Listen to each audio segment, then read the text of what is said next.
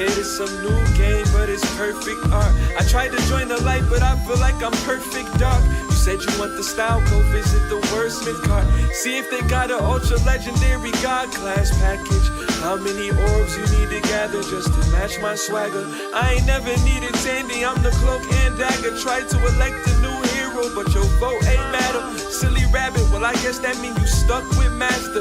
Beat him with a golf club, when I stroke they scatter.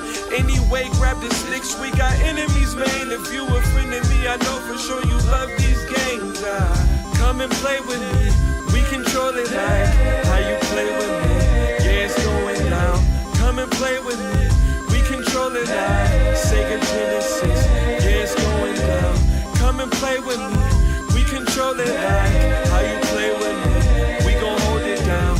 Come and play with me, we control it like Sega Genesis. Yeah, it's going down. I met Eddie Gordo when I was like 4 years old. He told me train in capoeira so you won't grow old. Study the style cause a game, I would call it a blessing. And if you get it backwards, I'ma strip you naked and Tekken. I am the one for we, you won't get no next gen. I turn the system into sense of direction. Call me Street Fighter if you from the clan. I sonic boom out the trunk, speakers got them all beguiled. Man, if you got some accolades, then tell me who are you? For I get the bustin' on you like I'm squeezing R2. You a lot of talk, but I ain't hearing what you saying, friend. Don't care who you are, brother, I can't hear.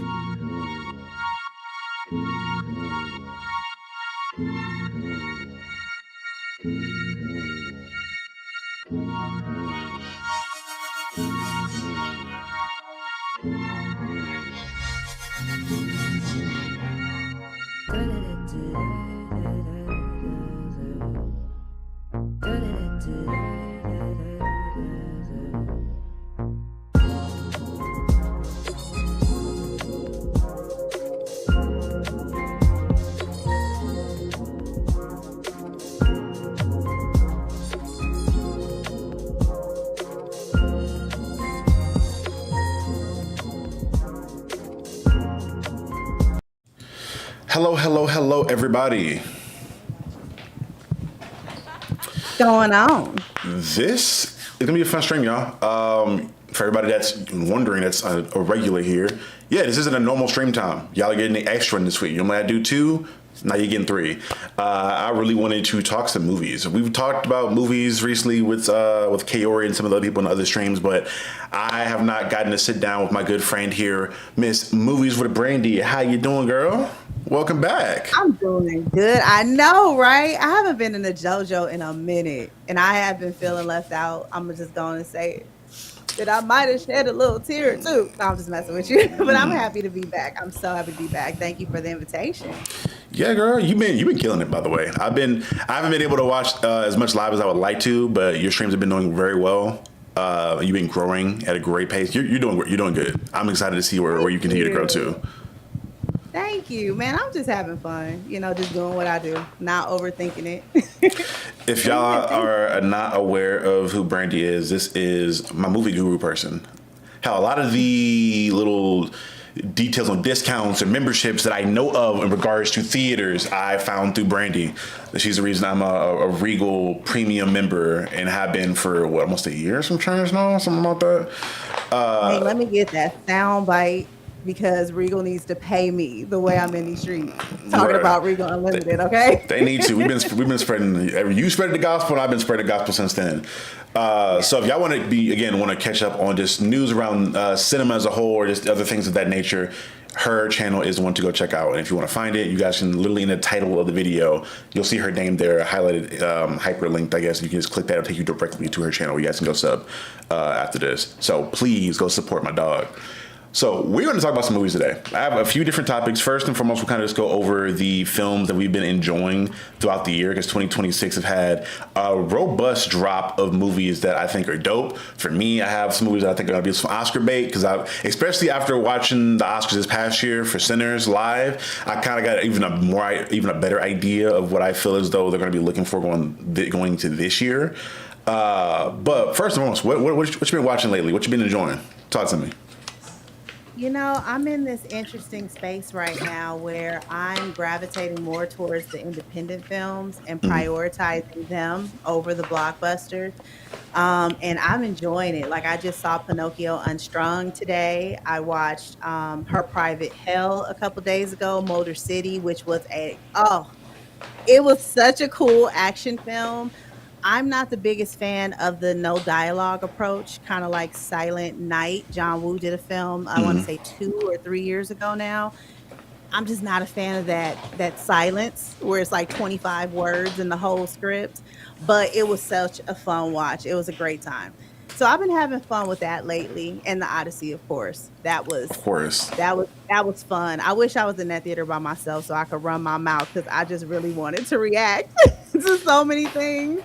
You be moving like Brenda from Scary Movie. That's how you be getting now. Yes, yes. Because listen, I went in blind. That's something to know about me. I don't really watch trailers unless some company sends me a trailer to watch. I'm like, I don't really watch trailers like that. So, and I haven't thought about the Odyssey since ninth grade, and that's many moons ago. So I didn't remember the details. All I remember was the horse and Troy. I was like, I remember that part, but all of the other things I completely forgot about. So I didn't really know what I was even gonna see without seeing anything, and I was just in shock at from the Cyclops to the mountain that was like snatching the soldiers off the boat. I was like, oh my gosh, this movie is insane. So yeah, I really wanted to react and be like Brenda, loud in the theater. Yes.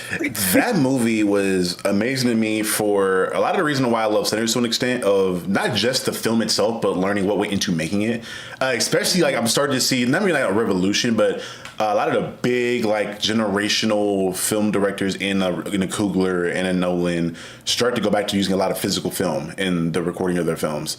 Because when I learned about just how dangerous it is, in my opinion, it is to film in IMAX and 70 millimeter in the way that it was.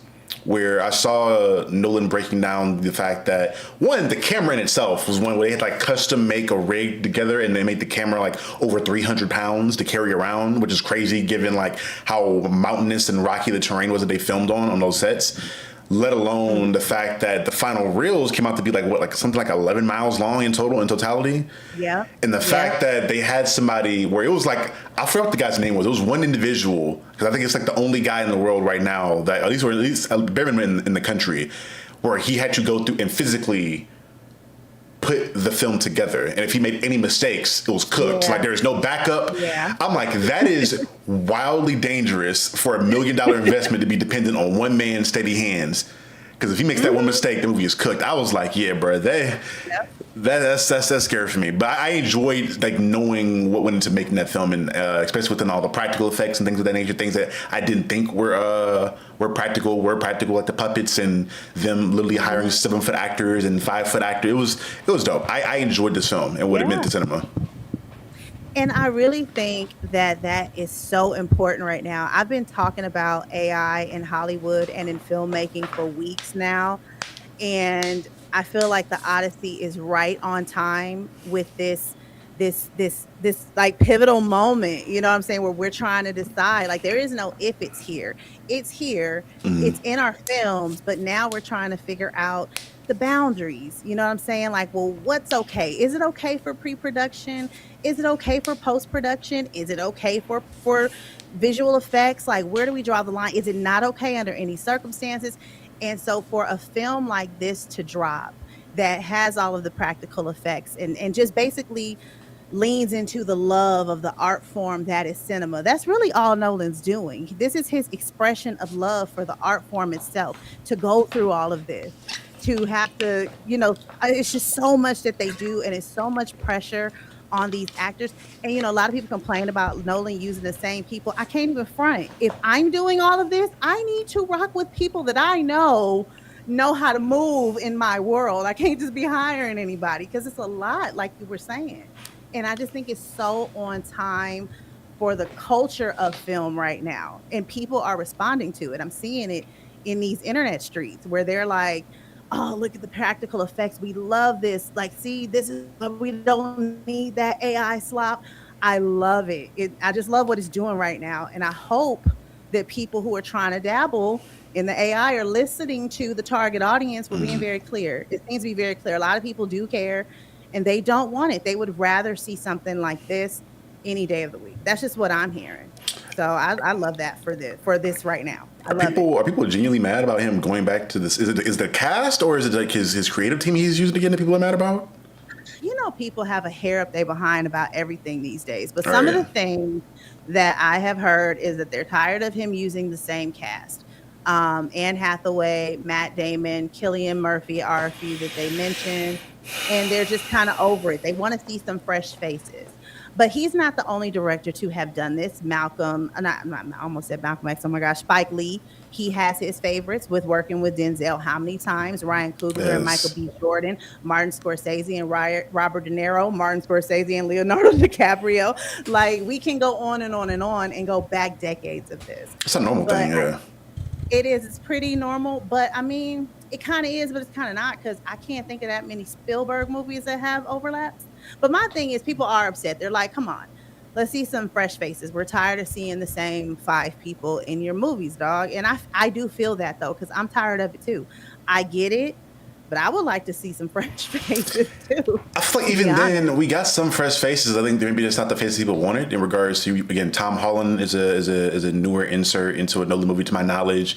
Pattinson is a new face to Nolan stuff, to my knowledge. I think Lupita Nyong'o is another new face. I don't remember John Leguizamo being in any other stuff.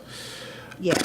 Honestly, there's quite a few actors that I feel like are new to his stable. Right. But I think it collectively comes along with the whole all-star cast thing. That's another part of that conversation. It's not just the same faces, it's just all-star cast. I don't think it's the problem in the people of itself. I think it may just be that it feels formulaic. You know what I'm saying? That's something about the Odyssey that's I'm kind of tinkering with right now. It kind of seems like you got this formula. You're going to pluck these people. There's a formula to the road to the Oscars or to the big blockbuster, and people see the pattern and they're just over it. We want to be surprised. We want to be surprised, like in Deadpool and Wolverine when Blade showed up. We want to be surprised and get knocked over the head like Obsession. Nobody saw Obsession coming. And Backrooms, some people, I didn't really particularly love Backrooms, but it made a splash. But I'm just saying, like, I think people are over the Hollywood machine. And I think that's what they're really nitpicking at. It's just the machine of all-star. I mean, the same ones, like just like one battle after another, all-star cast. Great performances. Nobody's knocking it, but I just think people are tired of the machine. It's just, okay, we're going to do, it's like the steps to the Oscar. That's just what it starts to feel like after a while. Yeah, I can see it to an extent in regards if you're just talking about the idea of bringing in well-known actors in an attempt to guarantee a great movie. I would. The Odyssey is interesting, a little bit more difficult because this is essentially like the prototype to a hero's tale. Like the Odyssey in itself as like a story is the blueprint for every other hero story we've gotten through like most of modern storytelling history. Like it was like the Iliad and the Odyssey and the stories within the Iliad were the backbone for a lot of that stuff. And Homer gets Homer, I'm probably butchering the pronunciation of his name. I'm not Greek by any means, but Homer, y'all know what I'm talking about. He gets the credit for being like the godfather for a lot of the modern storytelling and writing and things of that nature. But I also, this is where, again, this kind of, I guess this will roll into the second topic we have here in a bit, where we're discussing the idea that I look at a lot of those complaints in the same way that I look at people that discuss like music feeling the same, where it's, if you're only viewing and listening to your music through the stereotypical channels that are giving it out in regards like to the radio or your favorite radio host or a certain DJ, if you're waiting on a few select people to break new talent to you, you're going to have a difficult time getting to find new talent because we suffer from an overabundance of options now. So for me, being someone who watches a lot of horror stuff, and not even just horror, but like I grew up a YouTube baby, like I watched a lot of YouTube creators. If you watched a lot of YouTube or like online content stuff, you would have seen Obsession coming because Curry Barker, like he started doing Like he came up doing a lot of skits and short films on YouTube. But like the thing that got him the opportunity in Obsession was a short film called I think was it Milk and Bone? It was Milk and something, or Milk and Honey, I believe. It was a short film, a horror film that he filmed, starred himself in, that he put on YouTube that did ridiculously well, and it's still up now if people want to go see it. It's an amazing short film, horror short film, and that short film got him the chance to do Obsession. And then from Obsession, he had announced that even before Obsession dropped, he had already filmed his second movie after Obsession because they saw how good Obsession was. And I think he's also he's going to do the Texas Chainsaw remake. He's doing that as well. So like, I've been familiar with him for a while. Again, I didn't know how good Obsession would be, but I'm like, he's good. Like I've seen what he can do and how he directs, how he edits, how he does things of that nature. I see that coming. And that's just from somebody who watches a lot of different content creators and types of things of that nature. I don't just capture all my people, or even I don't know if you've been on the internet to see the nuclear fallout and the diaspora wars and all the people that are nerd experts now when you announced that David Johnson was going to be the new T'Challa in the Black Panther stuff. And I was telling people, I'm like, brother, for a whole year and some change now, I've been singing the praises of David Johnson from Alien Romulus and The Long Walk because I love his performances in those.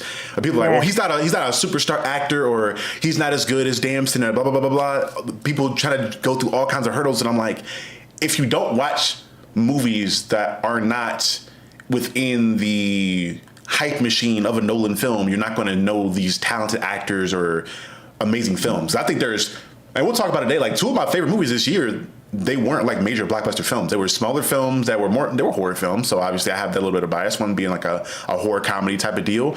But they were films that I was looking forward to that I thought were amazing movies, but they didn't get the super big budget push because the names in them, they were big names in horror, maybe in like more niche names, but they weren't the Nolans or the people that would just sell movies on themselves. And I think that's part of my irritation is people are mad, but they're not saying you aren't, but I think a lot of people are mad but not doing their due diligence to find the next thing that they enjoy out there. Like there's an overabundance of amazing things from films to music out there, but if you're not looking for it or like trying to be someone who's going to find that next big thing, you're going to run into the same things over and over again if you're waiting for the machine to tell you what to look for. You're absolutely right. And I can tell you just from my recent experience that they are not looking for it, because I just actually had my first post go crazy. It's at like over 160,000 views. And it's because I had something to say about the lack of effort to try to find the independent films, because that's where you're going to find the great films, like The Dutchman. Who knows what that is? Maybe not. The Plague, that came out. All these are movies that came out this year. The Plague, that was amazing. Amazing. I think I gave it 5 stars. Pressure, that's another independent film that I love this year. You know, it's just, and a lot of the comments were just like, well, this is my first time hearing about it. They need to do a better job with advertising. And I'm like, it's an independent film though. It's not going to just come across your desk. And what comes across your timeline or your TV has to do with so many outside factors. If you genuinely care, it costs you what, 2-3 minutes of your life to hop on Fandango just to see what's playing in your area. That's how I found out that Pinocchio Strong is playing in my city, but it's not playing at Regal. It's not playing at Cinemark, I don't think. When I looked it up, it was only playing at the independent theaters, Brendan and Galaxy. Nobody knows what those are. Those are local theaters, you know, or regional theaters. They're not national. So we do have to make some effort. And I can tell you there are thousands of people that was in my comment that just screams to me, you're not making the effort. You expect it to come your way. And if you really care and you're really in these streets looking for, you know, these certain types of movies, then you would be looking like I do. It irks my nerves a little bit. That's why I had to just like stop engaging in any of the conversations around David Johnson and Black Panther stuff, because it's a lot of people. I think I was talking to Carrie about this last night. I told her, I was like, I'm going to stop having conversations with non-nerdy people about nerdy things. If I never hear you talk about movies or comic book stuff all year long, if you only talk about basketball, and all of a sudden you want to pop out and like, well, they can't do this storyline now because this isn't this version of the... Stop. Right. This stop. I can't do this with you anymore because yeah. No, you don't got no whimsy. You don't got no imagination. You It kills me. But No, and I get that. And I think it's ridiculous that people are complaining about David Johnson. He was so great in The Long Walk. To me, he looks the part far better than anyone else that I've seen. He looks like he really could have been their child. And I'm just like, dude is shredded. I don't understand, like, what's the problem? Why don't we just wait and see? Why do we have to say anything? Why don't we just wait and see and trust the person that's at the helm of this project? Ryan Coogler has been doing his thing for over a decade. He has not missed once. He's like, come on, let him do his thing. Let him cook, and let's just see. They said the same thing about Michael Keaton when he got cast for Batman. They said the same thing about Bruce Willis when he was cast for Die Hard. And these are some of the biggest films to ever do it in American cinema history. You know what I'm saying? So they do it all the time. They said the same thing about Heath Ledger when he got cast for the Joker. People they go yap, yap, yap, yap, yap, yap, yap. I just let them run their mouths. Just keep it out of my comments because I might drag you in my comments. But yeah, it's stupid. It's stupid. But movies. I think you went through a couple for me. Again, for me, a bunch of ones that stood out to me that I really thoroughly enjoyed this year. Obviously, The Odyssey's up there. I enjoyed that one. Just to get some of the big ones out of there. Obsession, again. I feel like I can't even really talk about how much I love the movie anymore because I remember I came out of the theater telling all my friends about it.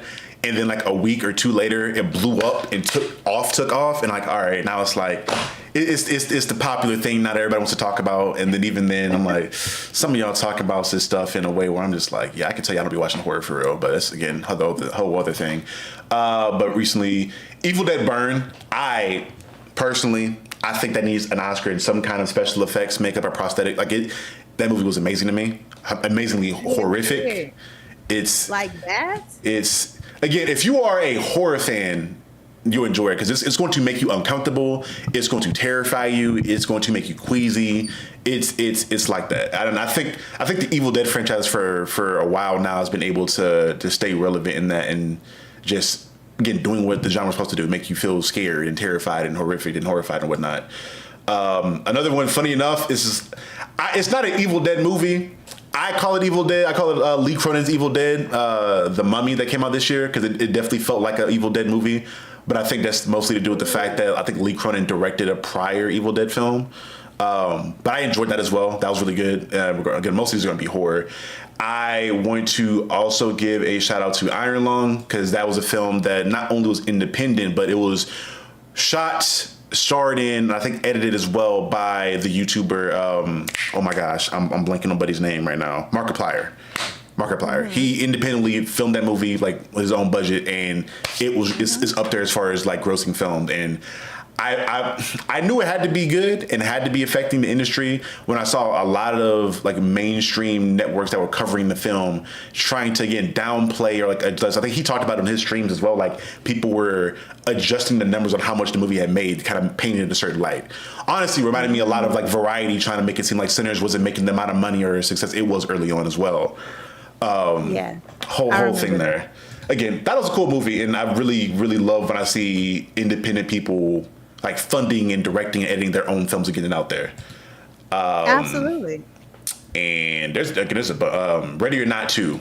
Samara Weaving, that was amazing. I've been waiting on that movie for a long time now. Fun. That was great. Yes. I was so happy to see Elijah Wood again. I haven't seen him in a long time. That was a low-key stat cast. I love seeing...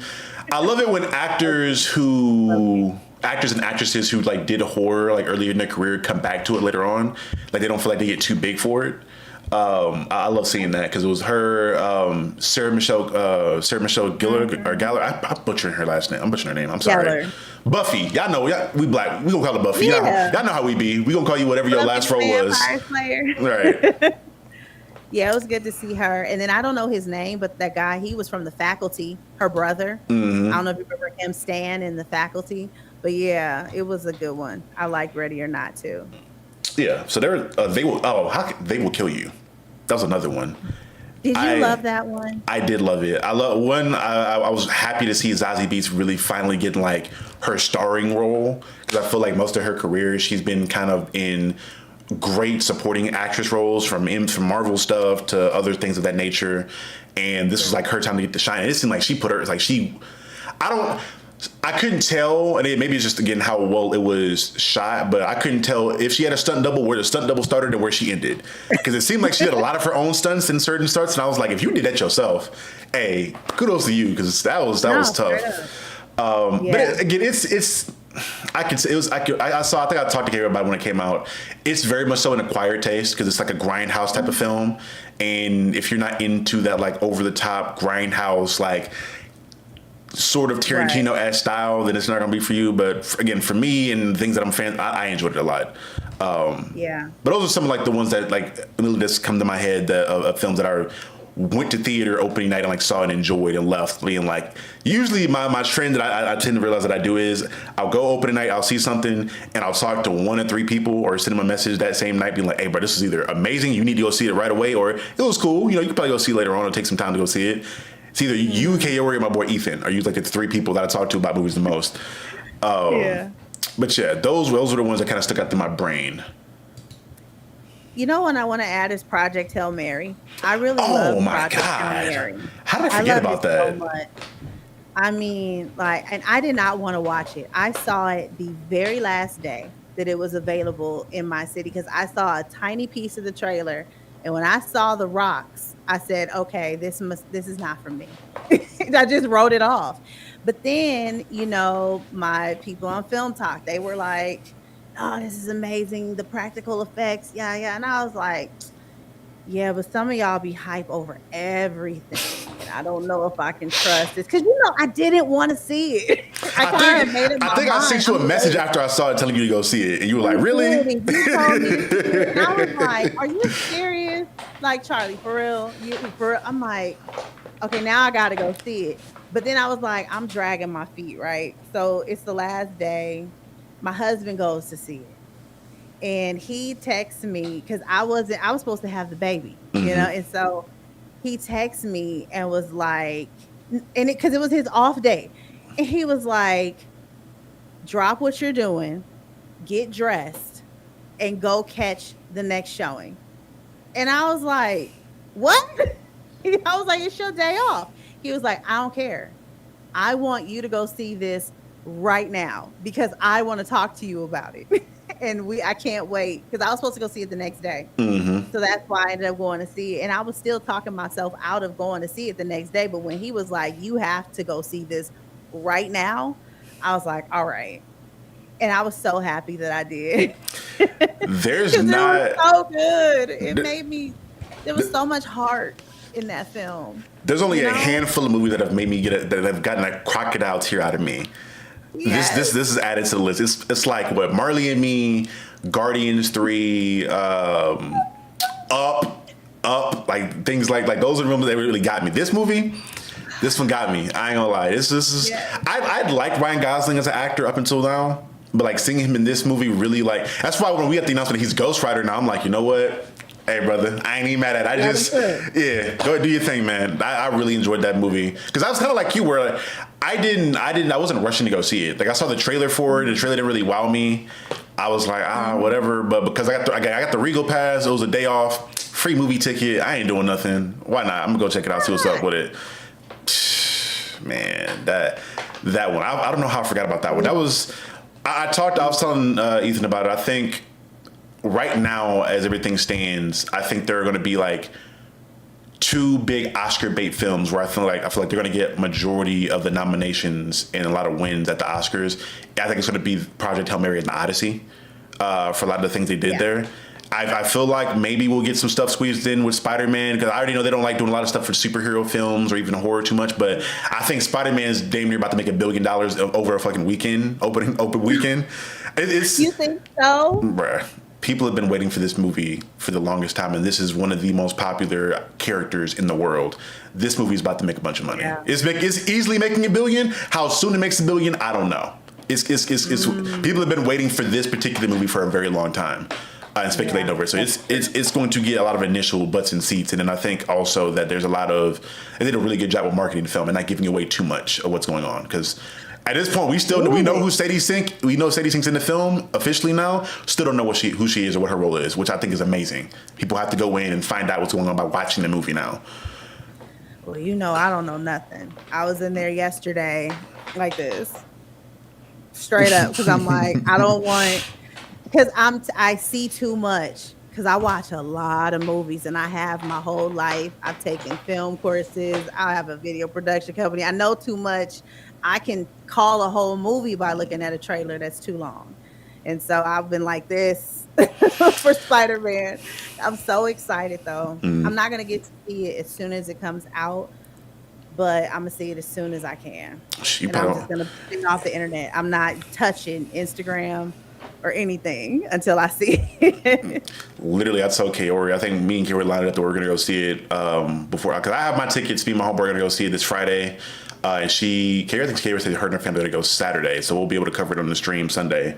But again, I'm a big super nerd. Hell, Kaori knows she's read more comics than anyone I know. If me and her can't figure out what the plot is off top from just seeing, we speculated, obviously, of course, from like seeing different things here and there, what we believe is going to happen, what's likely to happen, but we're still like, we don't know what direction they're going in with this. I'm like, hey, they're doing a great job on it. And yeah. I love how much more involved Tom Holland is with the production and stuff, because it feels very much so that he grew up in the role. And as he's grown in his career and his ability to make a film, he just has a lot of he just knows what people want and what to do now. And I love that so much. Honestly, seeing him and Zendaya, whenever they talk about their process of making a movie, I'm like, damn, it sounds like y'all are damn near directors too. The way y'all go about it, they're so involved in all the process now, because they just we know it's gonna work. We know it's gonna work. Yeah, and that happens when you're in the industry for a long time. You see a lot of actors turn directors and producers. I mean, Michael B. Jordan is a director. He directed Creed 3, and I think he's looking to direct a Naruto movie in the future, which that would be so interesting if he did. That makes me nervous, but I'm just saying. Well, they have one announced already. There's a live action one that was announced to come out, but I don't think he's not working on that one, I don't believe. I think he's talked about he's talked about wanting to direct in like an anime or a manga, but I know he enjoys Naruto from what. Even then, there's because he said some stuff where I'm like, did you watch it for real, or are you as big of a fan? I don't know. Okay. Real quick, we have someone in the chat here because I don't think you gave an official introduction. He wants to know, is Brandy a film critic, a producer? My bad if you explained that already. So do you want to kind of give the people a breakdown of what your channel is, what you do, and that's what's up. So I enjoy talking movies and I enjoy experiencing movies. So that's my approach when it comes to my content creator, my world of content creation. So you'll learn, like he mentioned earlier, you'll learn about different subscription programs, what's streaming free, because not everybody wants to or can pay for streaming. So there's always a list of free movies on my website. My goal is just to basically help movie lovers find cool things to watch and enhance their cinema experience, whether that be at home or at the physical cinema. I also am an award-winning filmmaker. I dropped my first documentary a couple months ago, and I submitted it to a film festival, and it won for best editing. So that was really cool. That's very new. So I just put on the filmmaker hat and I'm cooking up, different series and things, but nothing new has dropped since the documentary. I wouldn't call myself a film critic, maybe a movie enthusiast. That's what I like. I like to call myself a movie enthusiast because I'm really just a regular chick that just loves movies. I don't consider myself above anyone. I think that everyone's movie experience is their own. You don't have to know all the things. If you're a popcorn moviegoer, there's nothing wrong with that. It's an entertainment space that's open for everyone. And some of us just have deeper or different interests. And that's cool. That's the kind of energy on my page. So I don't, come at people crazy or nothing like that. Unless you come to me disrespectful, and then we're going to have to tango. Or you might get blocked. But that's me. I'm chill. I'm super chill. I do live watch parties from time to time.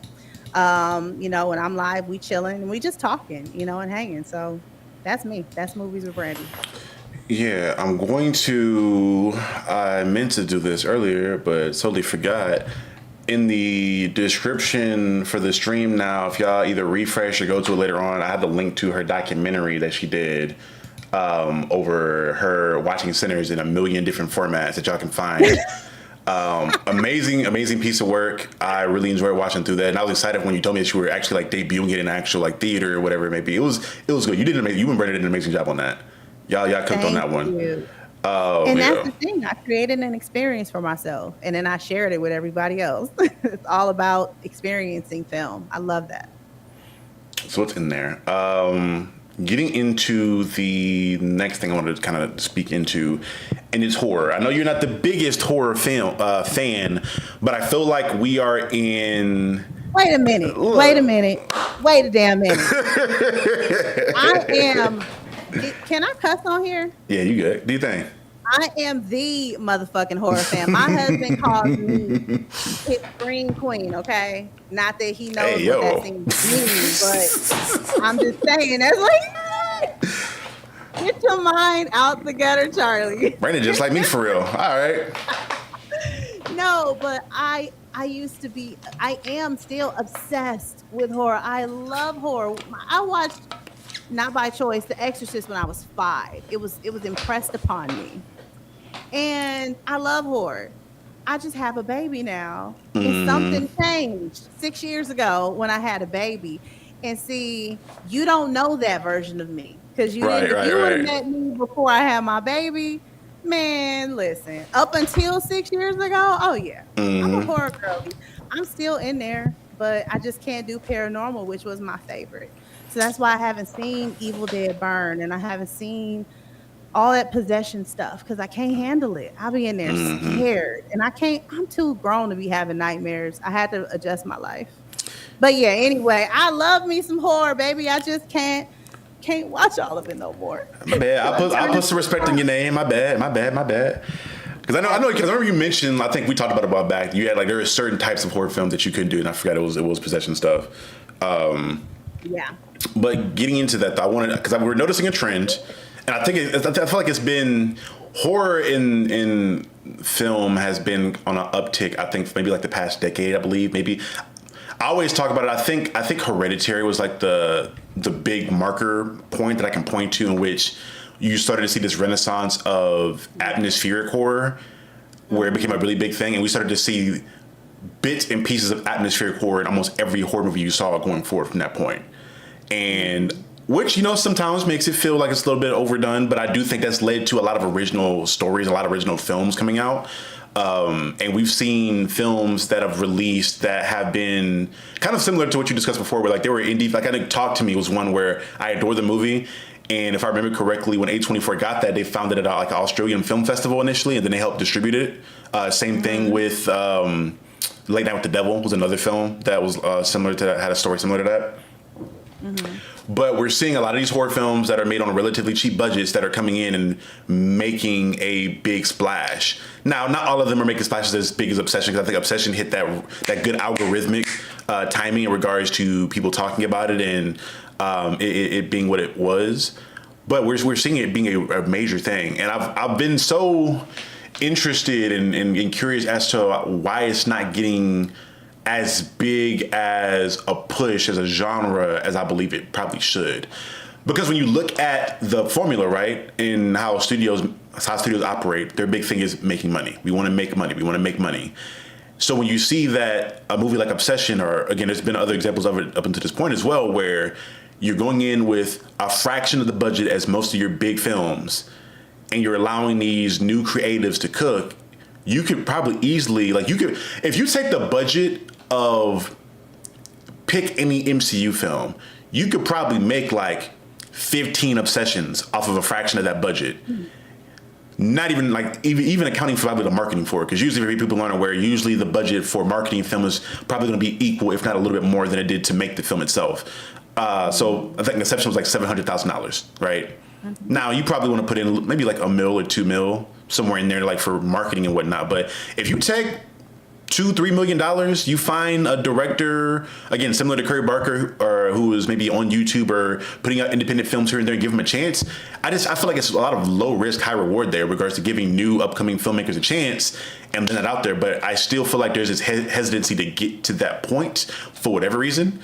And horror as a whole, I feel like as a genre is not as respected as I believe it should be. When you're looking at the Oscars, when you're looking at conversations that are had around it, I think people kind of view it in the same way they view a lot of superhero stuff, where it seems juvenile to a lot of people, and it's not given this proper respect. But if you look at what I like to call Oscar bait, like, again, shout out to the movie, like, it probably was a great movie, but like Hamnet from last year, right? A movie about Shakespeare and was filmed in that blue color grade and how they talk. It, like, those films are boosted to high hell in regards to their high art and how concept it was and whatever it may be. But I'm just like, I didn't enjoy this movie as much as I enjoyed an Obsession. Like, this Obsession makes you, movies like this and horror makes you feel things more than anything else. Like and if you're looking at something like an Obsession, especially, it's not just a horror film, but it's doubling as a movie that's giving you a message, delivering a message, and thematically. So I don't know. I feel like these types of films are not given because you already know, I've talked about it with you for a while now. Like, horror as a whole doesn't get the respect it deserves. That's why I thought Sinners, and I thought it was going to get hoed in a lot of different ways because it was a horror film, or considered to be a horror film. And I think that a lot of its reception professionally or like within the industry kind of came from the factor of, I don't think a lot of people considered it a horror film because it wasn't like as horrific as it probably could have been. It was a lot more of a action set piece that was within there. There's a lot of other things that made it more of a suspense movie than people could. Again, I think horror is very much so like a diaspora in regards to the different types of movies that go within that. Because, like, talk to me, Ready or Not, like, there's comedic horror, there's body horror, there's atmospheric horror, there's a bunch of different things that go within that umbrella. And I don't know, I'm kind of rambling here now, but hopefully you kind of understand what I'm trying to say here in regards of the lack of respect and the lack of opportunity that I feel like the horror gets as a genre. No, I understand what you're saying completely. And you're right. There is little respect for the genre. My understanding of the horror genre was kind of like, it used to be the movie that the genre that directors had to tap into before they could do anything else. Mm-hmm. It was almost like the get your feet wet. Let's see what you can do with this. That's kind of the, coming out the gate, you're fresh out of film school, you can do a horror film. It hasn't been respected since Jaws, so that's just kind of how it's been. And people kind of look at it as cheap entertainment, just like, slapstick comedy, the Naked Guns and the Airplanes of the world, stuff like that. So it doesn't get the respect, but I don't know. I do know it's the space. The Oscars, they value certain things, and horror has not fit within what they value. That's why it doesn't get any respect. Horror and comedy, I would say. They both don't really get much respect in those spaces. But now there's a shift. And, they've always been cheap to make, to your point. And you're right. It is low risk, high reward. But a lot of filmmakers want awards. They want acclaim. And horror is usually not going to get you there. Mm-hmm. But horror has changed. Like you mentioned, Hereditary. I would throw in Get Out. I think those two movies together change the course of horror, where you have the atmospheric horror and you also have this multi-layered storytelling going on where you're speaking about real things like underneath the surface of the horror, and the horror is kind of just a package that is delivered in so that almost like it flies under the radar because it doesn't become political or anything like that. Mm-hmm. Kind of like if you slap science fiction on something, it's now more palatable when you're talking about such heavy things. But yeah, the multi-layer storytelling has changed. The style and artistic things, like the artistry has changed. Like the sound design is going crazy with a lot of these horror films. Like Smile went ham on the sound design in a way that I had never heard. The visual effects and how clean this gore is now is on another level. And they're getting creative, like The Substance. Crazy, over the top body horror, but such a strong message and a creative approach, though, while also paying homage to a lot of other films like The Shining, because of its cinematography and its shot selections and stuff. It's just been so fun for me watching the shift, because I can't watch everything, but I still got my ear to the ground and I watch what I can. I'm seeing this.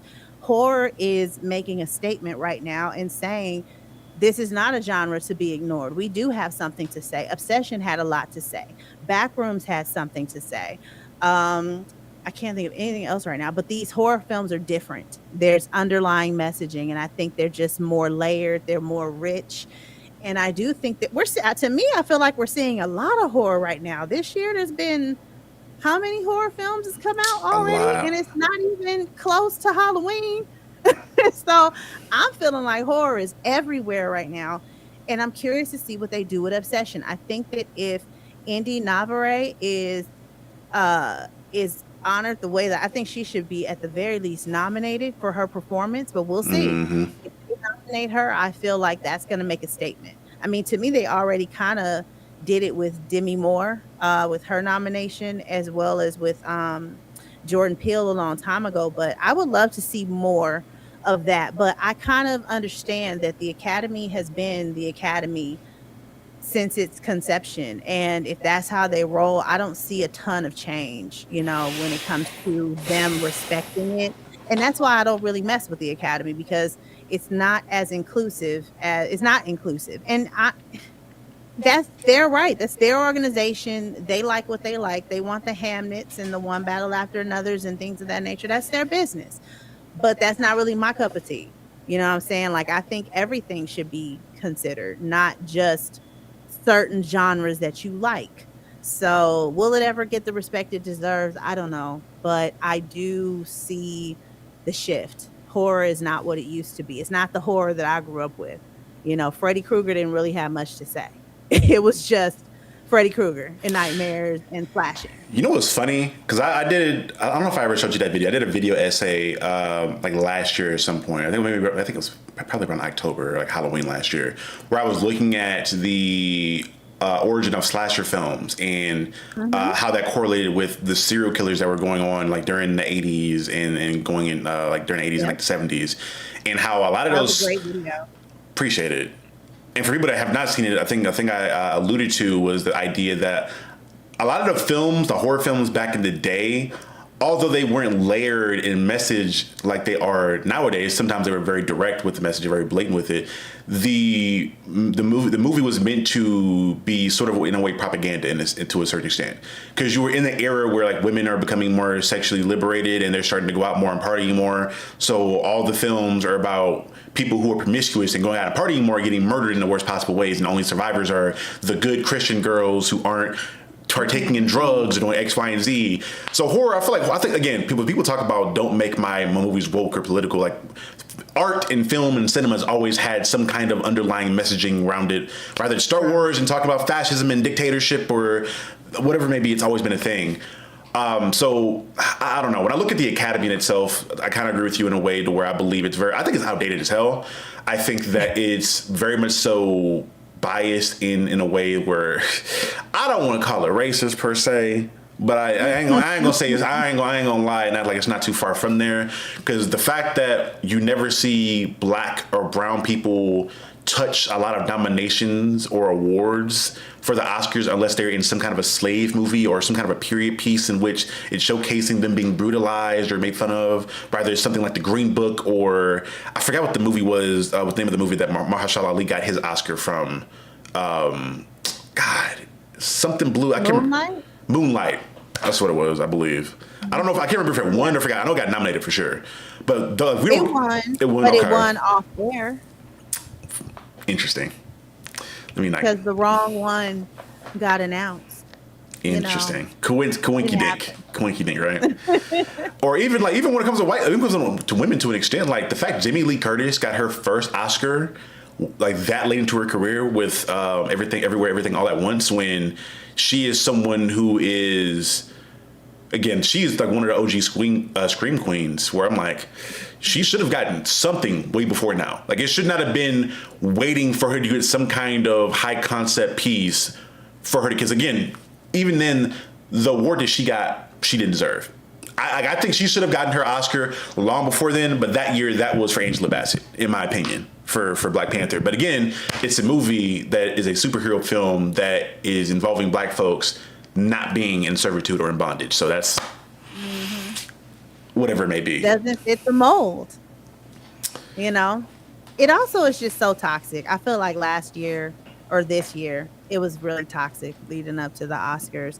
With if the movie didn't win, it's everything else. It's because it's trash. It's like, come on, everybody, calm down. It was just nasty. It was so It was nasty bad. last year. It was bad because I'm just like, I know a lot of the conversation people had was due to them not watching a lot of the movies. And then because the conversation became what it was, people went into watching movies looking for something to hate.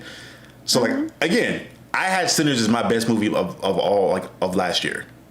Had that. I was very confident, like, it's going to be very tough for them to have another movie to come out this year that's going to compete with this film. So when Marty Supreme came out, I was like, all right, cool, I'm gonna go check this out. Interesting concept. It seemed different. At that point, I was rocky with Timothée Chalamet still because I was a fan of the Dune film he was in, the Dune movie. And funny enough, I didn't watch the movie, but I was like, I did not realize that Wonka movie made as much money as it did. That Wonka movie made fucking bank. But I watched Marty Supreme. I adored that movie. I thought that was a phenomenal film. I thought they did a lot of great things with that movie. But because I said it, I called it with my homeboy when that movie came out. I was like, bruh, white folks in the Academy are going to be looking for some kind of movie to platform to be a competitor with Sinners. Because right now, nothing is there. They're looking for something. And the fact they decided it was going to be Marty Supreme, I'm like, bruh, niggas are about to go watch Marty Supreme and act like it's the worst thing to ever fucking come out. And that's what happened. People watched it. I don't know what the heck about this shit. Really trash for real. I'm like, it's not trash. Relax. You can say you don't like it, but you're saying this is a bad movie or a trash movie, bro. You're doing the most. You're doing the most. No, it's not trash. But when I saw, this is a movie about a Jewish character, written by a Jewish writer, directed by a Jewish man, I was like, but a Jewish actor, I'm like, yeah, brother, it's about to be the one they're gonna push. It was that or One Battle After Another. One Battle After Another was another one where I'm like, yes, it was objectively made well. It had some good performances. I think that there is some questionability, in my opinion, around the story and the way that black men were depicted in that film, but that's a whole different conversation. But again, it was another movie where I'm like, okay, we got our two movies now that they threw out there to be competitors with Sinners. Because, because for early in that year, because I think Sinners came out, it came out earlier in the year, like really early in the year. It came out in April, and then One Battle was June or July. Mm-hmm. Marty Supreme was like December. That's another thing. Marty Supreme shouldn't have even been in that, to my opinion, in that race. Because it came out the last month of the year. How are you rushing into an Oscar conversation when it hasn't even really had like a month or not even like 3 months for it to really cook in regards to the theater or the box office? I think because the promotion was so crazy, and I don't know, people were they were saying it before it came out, but maybe that was from the festivals or something. I don't know where all the Oscar buzz was coming from for a movie coming out at the end of the year. But maybe because it was Timmy. And Timmy has a very strong fan base. But Marty Supreme was excellent. It just, the character was just, he had like no redeemable qualities. I was just like, I do not care about this man at all. Not even a little bit. And that's what I enjoyed about it. I think people misunderstand what a protagonist and an antagonist is when you're looking at a film. I think people believe that every protagonist inherently is a hero and a good person, and every antagonist is a villain or someone who's evil. Although Marty was the protagonist in that film, he was a horrible individual. And part of what I enjoyed about it is the fact that he is somebody who can talk himself out of any situation possible. But the more he was a horrible individual, the more his life reflected that. And it wasn't until he got to the end of the film and all his dreams and hopes and all the things that he was fighting for is kind of over with. He's like, all right, you know what? I was tripping. Maybe let me be a better person for my child. And that's another movie where it almost got a tear out of me. The last little ending part where he saw his baby, I'm like, you almost got me. Almost. I dried up the tear real quick, though. You almost got me. It didn't get to my cheek. But that's what I enjoyed about the film, though. It really is. It was different in that perspective of like the guy we're following is a horrible person, and you're not supposed to like him. You're supposed to despise him for everything he's doing. And I thought that was cool. But to your point about the marketing for it, you were right. You were dead on. Most of that was Timmy. He was a marketing guru. He was, again, because at that point, again, the NBA's like, in their peak times when it comes to the Christmas games and stuff like that, he was everywhere. I was like, what's crazy?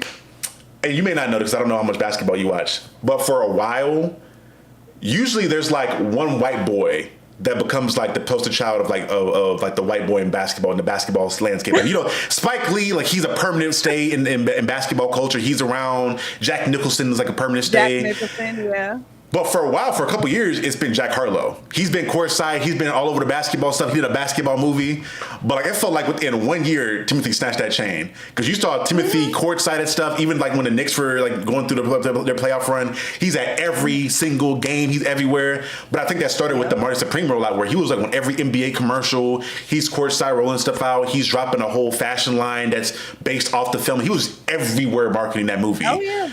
And rapping, everything. I was like, yeah, brother, he did a masterclass in marketing that film because he did that shit so well that he marketed that film into an Oscar now. I swear to God, that was insane.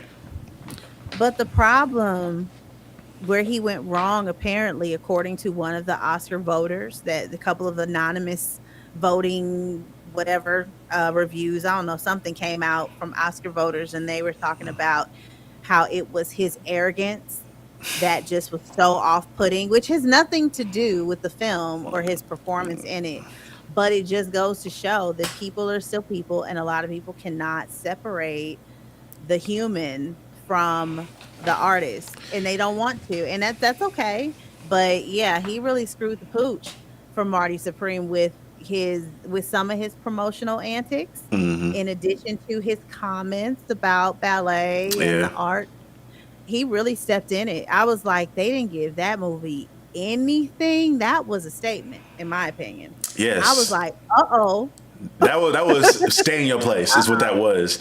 And that's part of why I'm annoyed about it, because I'm like, y'all, when I look at somebody like an RDJ, right? I think RDJ is a character study in regards to how the Oscars will perceive you. Because when he went through all his stuff before Iron Man, you know how they thought of him. He was the alcoholic. He was the problematic individual. He does Iron Man. He's taking off. He's on the right trajectory. And then now he's Oscar, because I believe did he win an Oscar for Oppenheimer, I believe? I don't know. I know he's nominated for sure, but I thought he won. I think so.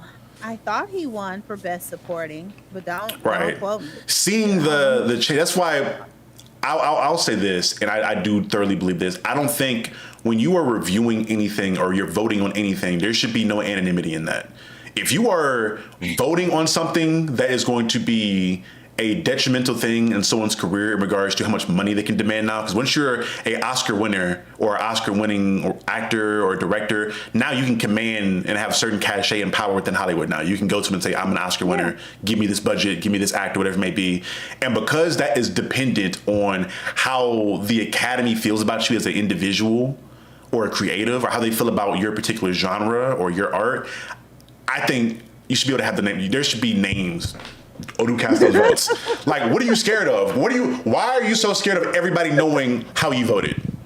Because they're gonna get death threats. You know how the internet is. And that's my thing. I'm like, because you're gonna vote with more common sense, knowing that people are gonna hold you accountable for your fucking vote now. Nah, facts. My boy said, I want names. Yes, I need names for that. I feel you. I feel like they shouldn't have even put that out anonymously. Like, yes, I don't know what y'all are thinking, because now even though I don't care about the organization and I already don't mess with it, you diminish the organization by coming out and saying things like Ariana Grande and Cynthia Erivo gave me the ick throughout their press tour, so I couldn't nominate them for anything, because Wicked got completely iced out, and I was like, yo, with all that hype, with all the excitement around that movie, the training and stuff that was going around it, like that was the formula for that movie to do something really significant, especially when you're looking at like it, because similarly enough, K-pop Demon Hunters had a similar format in regards to popular music that kids adored, that was everywhere, that people were singing the trends for it, and all of a sudden they just it's iced out, because again, they can say it because y'all thought they were gay, so that's why you didn't rock with it. You thought they were gay because they were real touchy feely with each other. They were really you thought that, which Ariana, maybe she is a little gay, but Ariana, well, she's taking men from people. So hey, she's single now, by the way. Hide your husbands. Oh, Ariana back on these streets. hide your wives. She back on these Hide streets. everybody. But no, Yeah.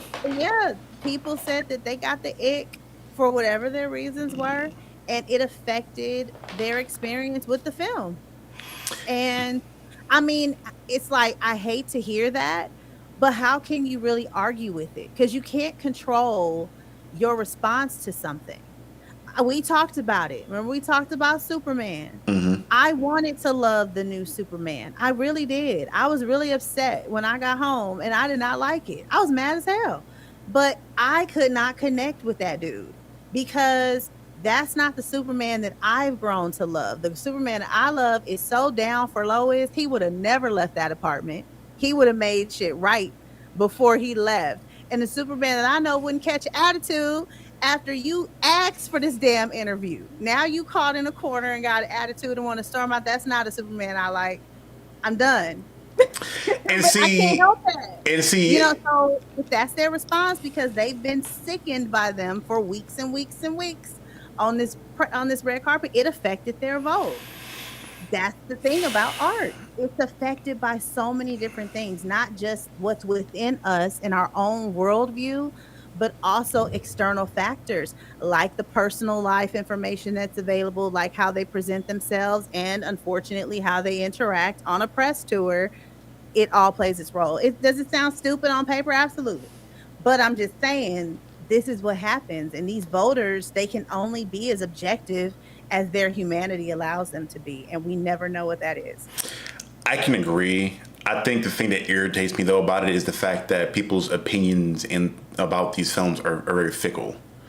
And and the only reason I ask for more objectivity from those people because these are people who are, if we pedestal you as someone who is a supreme opinion on film, and because you have all this experience within the industry, you consume these films, you do X, Y, and Z, I expect you to be more objective because you should be able to look at things from a objective lens as a creative and as someone who's been in the industry for a long time. And I get irritation from a lot of this stuff because your perception on how good something is historically is going to change by what the public perception is, right? And you brought up Superman, key example, right? We'll go back into him, but start with it's Spider-Man, right? The Amazing Spider-Man movies, right? Mm-hmm. I don't know where you were when those movies came out. I was in school. I was like in middle school when those films came out. And I vividly remember the conversations we were having in school about how horrible those movies were. I remember being on the internet about how bad that shit was. People making memes about the Jamie Foxx toupee and the buck teeth. And then No Way Home comes out and we get a good writer and a good director using Andrew Garfield as a Spider-Man in a way that was amazing. And all of a sudden now on a dime, people are like, oh my God, we need a third Amazing Spider-Man film with Andrew Garfield. Those movies were really underrated, blah, blah, blah, blah, blah. Or even more so with Captain Marvel, right?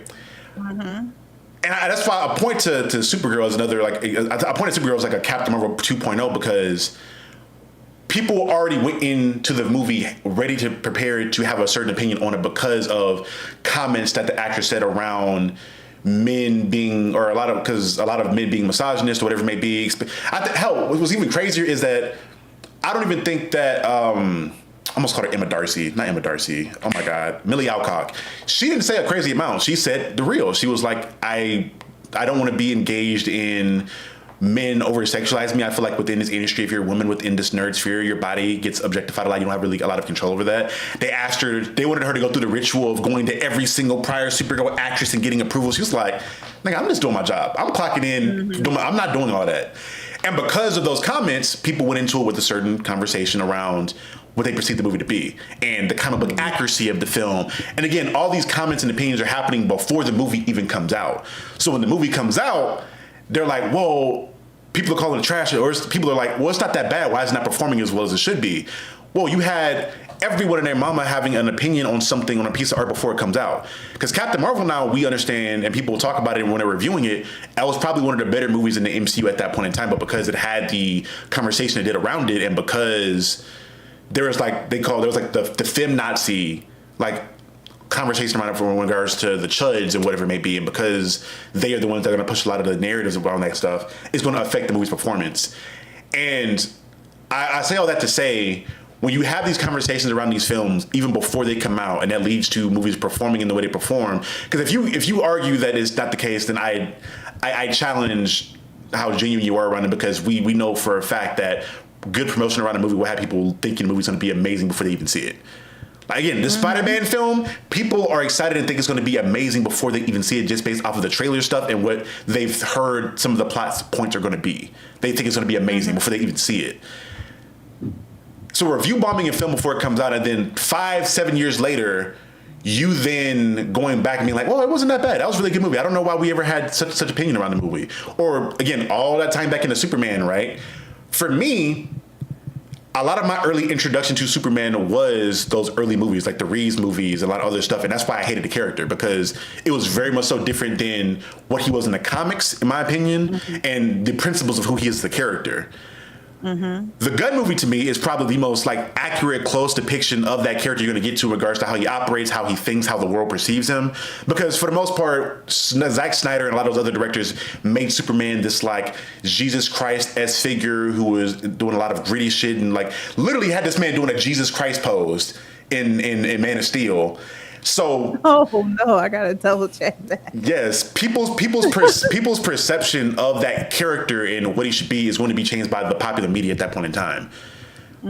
Hell, people's perception of Iron Man, again, you can probably attest to it more because you were probably good and grown when the first Iron Man movie came out. Most people did not know there was a man inside that suit. They didn't know who Iron Man was. Iron Man was a D-tier superhero character. The Avengers were a D-tier superhero team in the comic books, because that's the whole reason that the Avengers exist, is because the books weren't selling. They're like, damn, nobody wants these characters. Let's put them on a team and try to get the popularity back up. But now, because those films were as popular as they are, the perception around who those characters are and what those and how popular they are changes now because of the popular media they're associated with them.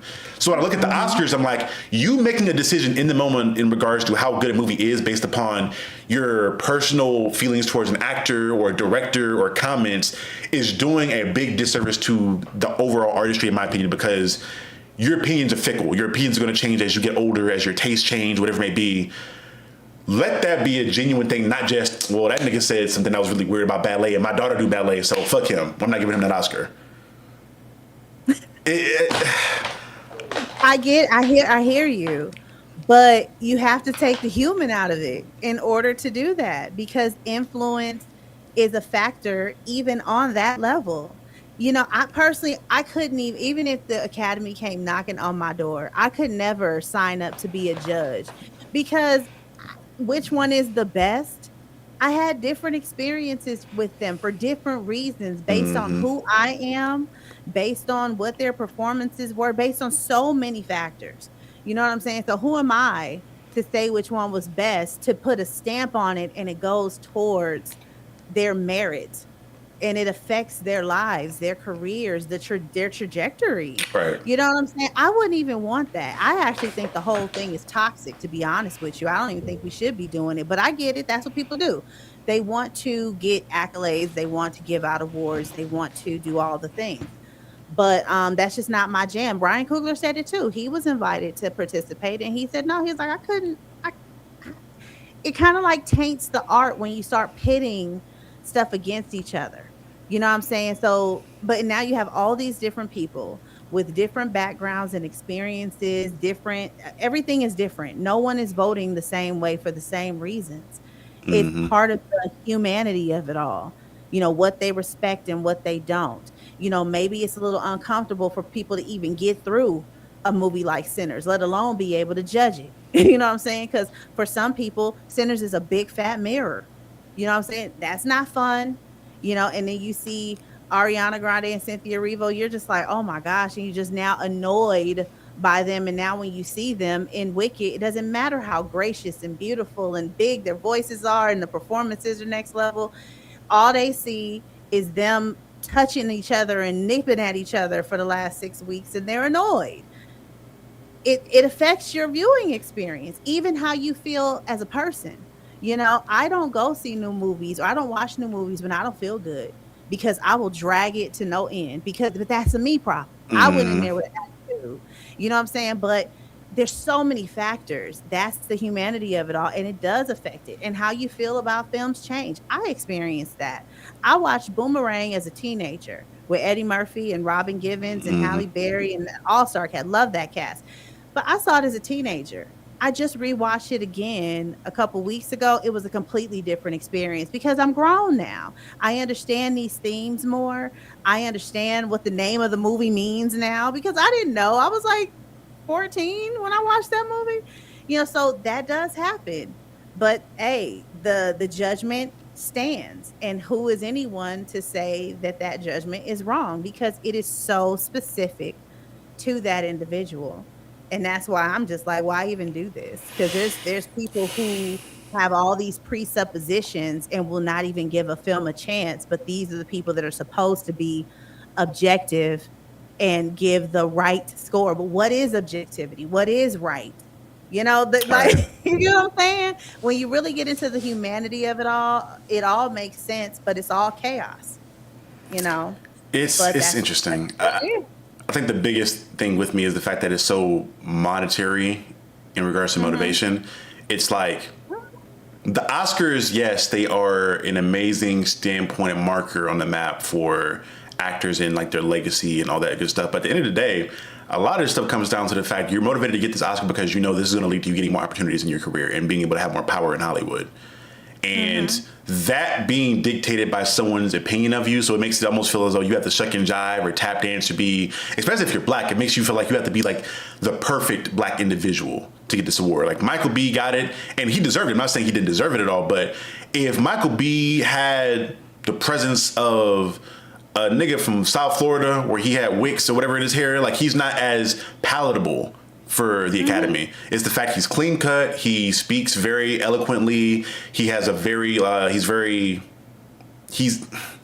say he's very safe. As a safe nigga myself, I can acknowledge it. Like he's very safe to them, so he can appeal to the Academy. But they're not giving that award to someone who's more maybe perceived more radical or whatever. And there's a reason Spike Lee doesn't get the same love that everybody else gets at the Academy or at the Oscars, or like even Sam Jackson doesn't get the same love that everybody else gets. And he's been in, he is the highest grossing actor of all time still. Yeah, I think he's been in the most films, period. I think he holds a record or something. But he does a lot of popcorn movies. And a lot of popcorn movies are just not, considered at the Academy because, like I told you, it's like a prestigious space. So there are rules, there are boundaries, there are categories, and they move the way that they move, and you can get with it or not. And that in this country, that is their right. Unfortunately, it doesn't have to be.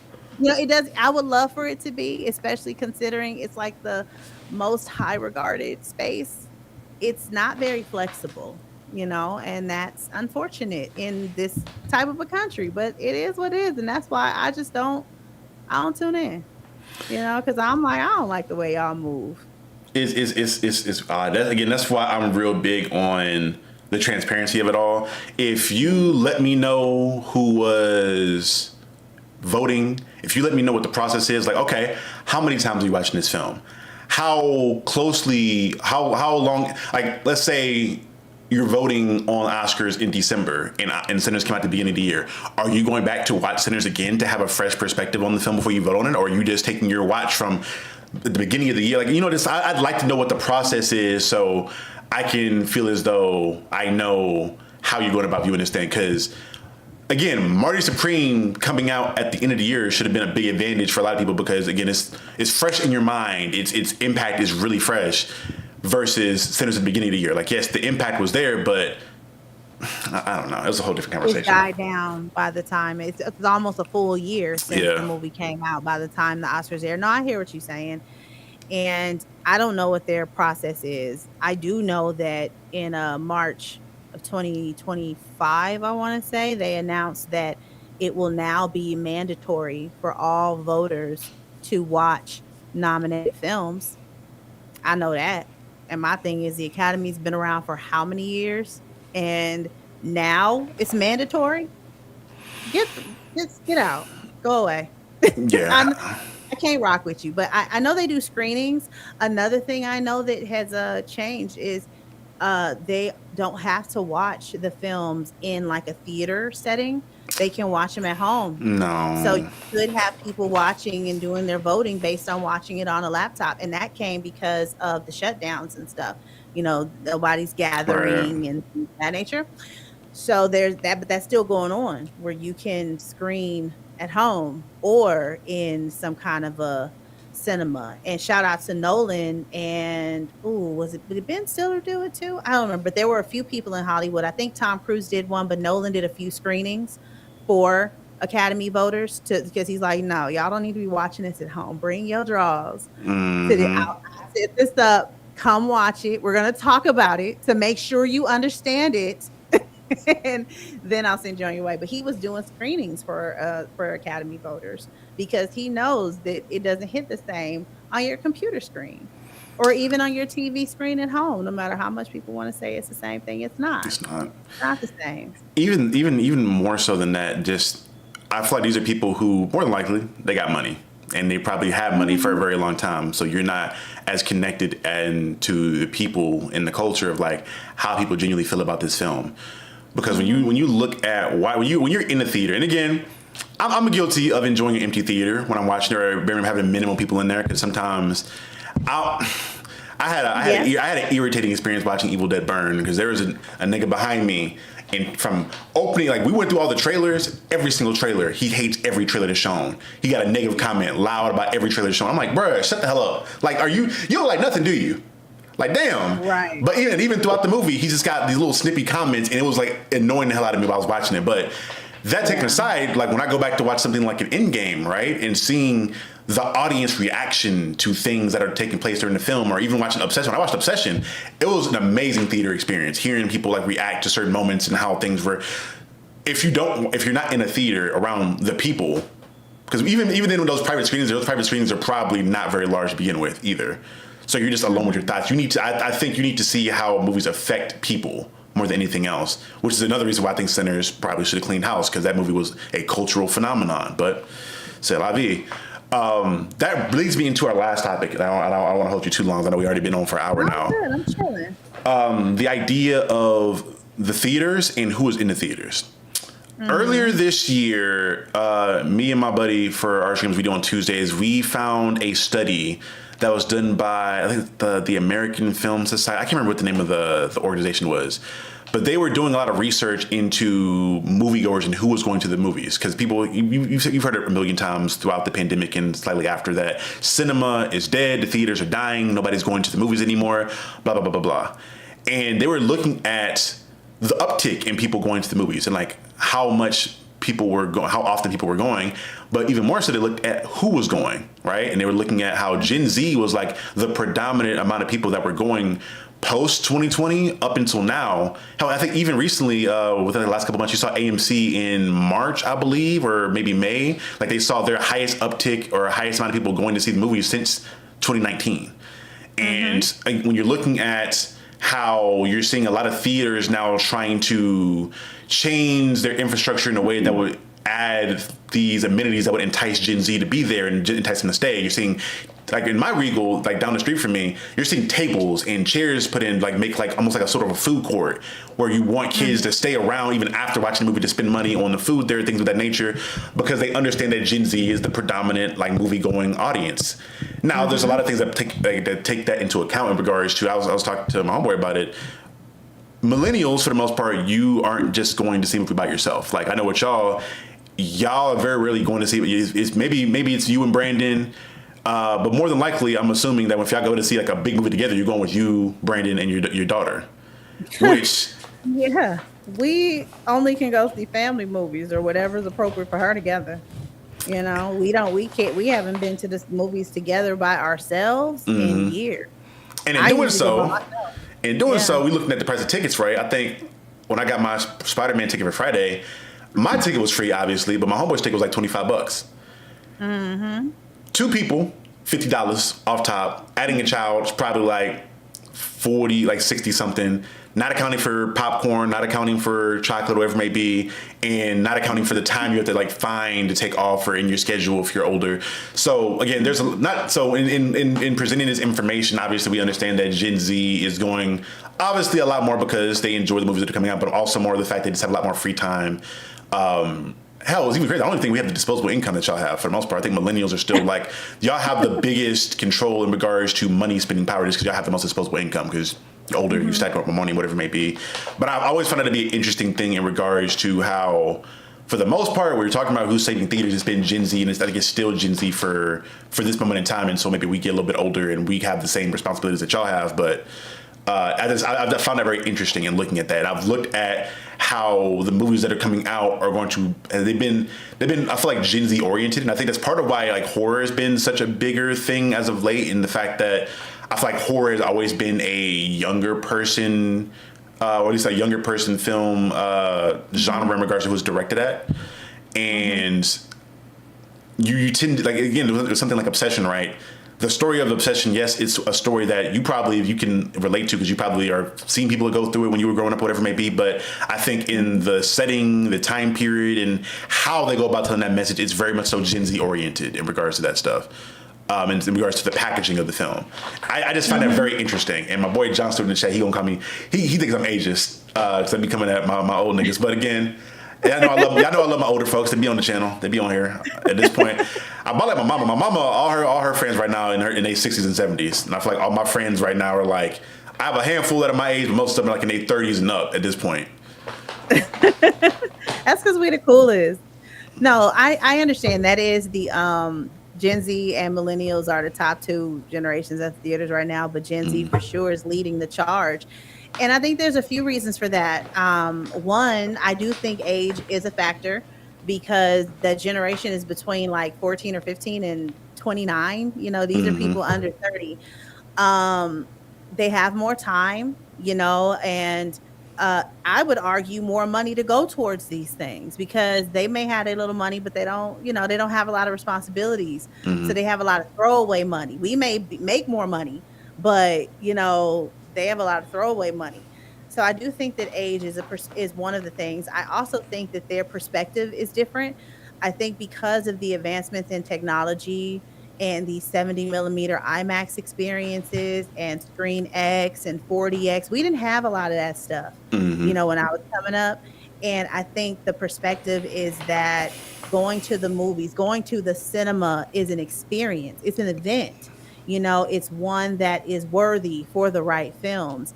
And I also think that there's a lot of community amongst just movie lovers these days. I think because of social media, you know, we're connected to each other. You know, I didn't have a lot of people that love movies like I do, but now I have a few people like yourself that I can talk to about movies. And we want to be able to have these conversations. And so we go together or we go separately, we come together, we talk. There's a lot of community, which is why that's so important on my channel. I love community, you know, and talking about these movies with other genuine movie lovers. So I think that's another thing, at least that's what I'm seeing, especially on Film Talk. Like over there, like, man, they don't play. You know, they want to be part of the conversation. They will make the sacrifices. Like, they don't play. It's just a different mindset and a love and appreciation for cinema. And it's a great time to be alive because there's been some cool stuff going on in the last decade for cinema, from what's going on in the horror genre to Nolan just keeps one-upping himself, literally being innovative. Now he created the IMAX camera that can shoot on film directly in black and white. Now we have, you know, for the first time ever, the full film being shot completely on IMAX. And it's just, he's doing the most, and we're having these 70 millimeter IMAX experiences. There's more auditoriums that are making themselves capable of showcasing it because it turns it into more of an event and an experience. So I think that has a lot to do with it too. But I mean, that's just my 2 cents on why Gen Z might be leading the charge. But, you know, they're young, they're fresh, and I do think a lot of movies are talking to Gen Z, but I also think they're talking to millennials too. I'm hearing a lot of stuff about broken families and going no contact with parents and forgiveness. And that's the kind of stuff that millennials are dealing with, where Gen Z, they're like trying to call out, government things because they want to fix the planet. They care about relationships and real people. They want to see real stories about real people. And I think that's why, another reason why Obsession hit so hard, because it's so relatable. And these are real people. Real people don't make the right decisions all the time. Real people are selfish. You know what I'm saying? Real people are like that. And Gen Z is down with it. So I see it. It's in the art. There's definitely art specifically tailored to them. And it should be, because they're showing up. But I don't think cinema's dead. I do think it has struggled since the shutdowns, but it's taken time. But I think it's on the upswing because streaming is overwhelming and it's kind of getting played out. It's funny how a lot of the stuff around cinema, people at one point we felt like it was very much so like corporate in a way, and how that narrative has shifted direct. Because again, streaming was like the Wild Wild West, where it felt very raw, it felt very direct, and you were able to experience things fresh without that influence. Now it's completely shifted, where you got like Paramount doing certain stuff when it came to the last Airbender film, where they were like, oh yeah, we'll make it in a Paramount Plus exclusive, when you had already promised beforehand it was going to be a theater release. And then now that it's been, now it got leaked, now you want to throw it in theaters all of a sudden. Ain't that's crazy, ain't it? That's not cool. Nah, it's too late now. That's what they get. Because I'm like, come on. Things don't need to be exclusive. Some things I'm cool with it. Yeah, not everything needs to go to the movie theater. But some things do, and if it has a strong fan base, like why? And you said this what you're gonna do, then like why not? Don't try to change it now. Like one of these strongest fan, like that. The last Airbender IP as a whole was like, even from Gen Z and millennials, it's like a highly coveted IP that people like.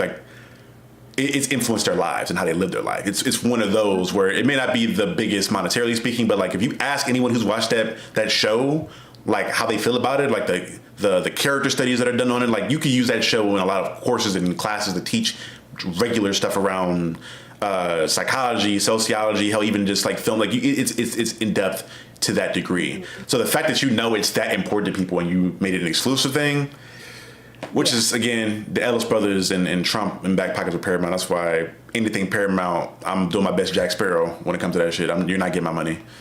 I refuse. I think another thing I wanted to kind of add to the conversation is the idea of third spaces. And this is something that I've really been advocating for a lot in regards to not just comic book stuff, when you're looking at like comic book shops and trying to get a new generation in, because I think that's another area of things where it's still slanted very much so, not like older millennials and even like the boomer era in regards to like the 80s and then the early 90s in regards to who was really in comic shops back then. And they're not third spaces anymore. Because when you're looking at children as a whole, like there's not places for them to go. If your kid is not in an after school program or not playing any kind of after school sport, what are they doing when they're not in school? There's not really anywhere for them to go. Like boys and girls clubs are closed down for the most part. Hell, a lot of public parks aren't really around, especially if you're in like an area that's not the most affluent. Like the parks that you're in are probably broken down and not even like really good for kids to be there because it's rusted out or whatever it may be. So the movies are like one of those only places for Gen Z has to where, again, for me, it was like that for me in high school where me and my homeboys would go see a movie and there's a Taco Bell right next door or a Dairy Queen or a pizza place. We go watch a movie and hang out around that area for like 6 hours. I've noticed that even with the theater that I go to, like Gen Z hung around that shit so often to the point to where the entire area implemented a curfew because they would just be in there hanging out all day. Like they'd be in and out of the theater. I think I went in there one night to watch something, and some kids were like, "Hey, bro, can you say that we would you so we can kind of get into those past curfews?" I tend to go to later showings after work. I'd be taking a nap after work, and then I'll get up and go to the movie later on in the later showing. But they were like, "Hey, bro, just say we would you so we can get in." I was like, "Bet, I got you." Hell no, because y'all not about to do something again. Because if y'all mess up, they gonna come for me. No, not doing that. I need this Regal. There ain't another Regal nowhere near me. I can't let y'all fuck this up for me. But that being the case, there's not a lot of third spaces, and I think the theaters have become that third space for Gen Z to where like they can go express themselves and kind of just be out and about. Because it feels as though every place ever is like, we don't want kids loitering here. We don't want y'all hanging around here. We want this space to be something that is only open for millennials because they have the money and we want this money. We know y'all ain't spending no money here, so y'all can go and get. And I've always been a person that's like really big in third spaces, and I'm glad theaters are still that third space for kids. But it also makes me wish there were more drive-in theaters. I think drive-in theaters is that really good in between for that high school age person. Where if I'm in high school, I want to go to the movies, but I don't feel like going to the middle of this major mall to go to the AMC. I can go with me and my date or me and my homeboys and just pull up with a pickup truck and just watch a movie outside, and just like those kind of third communal spaces I think are lost, which I think I think people kind of yearn for now, especially coming out of the pandemic, where people want more of that human interaction. Absolutely. And I think this generation, like my daughter's generation, they're going to crave it. Well, I hope they crave it, but nevertheless, to your point, I'm seeing Regal Cinemas, they're really leaning into being a space. I'm seeing them remodel their theaters out here in Vegas, and they're wide open spaces. There's lots of seating and couches, almost as if they're anticipating people coming to sit and hang out, whether it be before or after a movie. So I agree with you. And drive-ins are cool, but the projection is just shaky, especially in the summertime when our days are longer. Because my husband and I, he really wanted me to watch Mortal Kombat 2 with him. So we kind of put the baby in the back, and I was trying to shield her with my jacket, during the crazy parts. But we could barely see the movie. It was a joke, and they warned us. They were like, we're not giving any refunds. The movie's dark. But when I saw it in its digital projection, I'm like, this movie's not dark. This projection is just trash, because it's not purely dark yet, and the movie is already started because the day is longer. But I do like the drive-in experience. I have always loved it. We have one out here, but a lot of them shut down years ago. So there's usually only like one, and it's always way across town somewhere. It's pretty inconvenient for us, at least.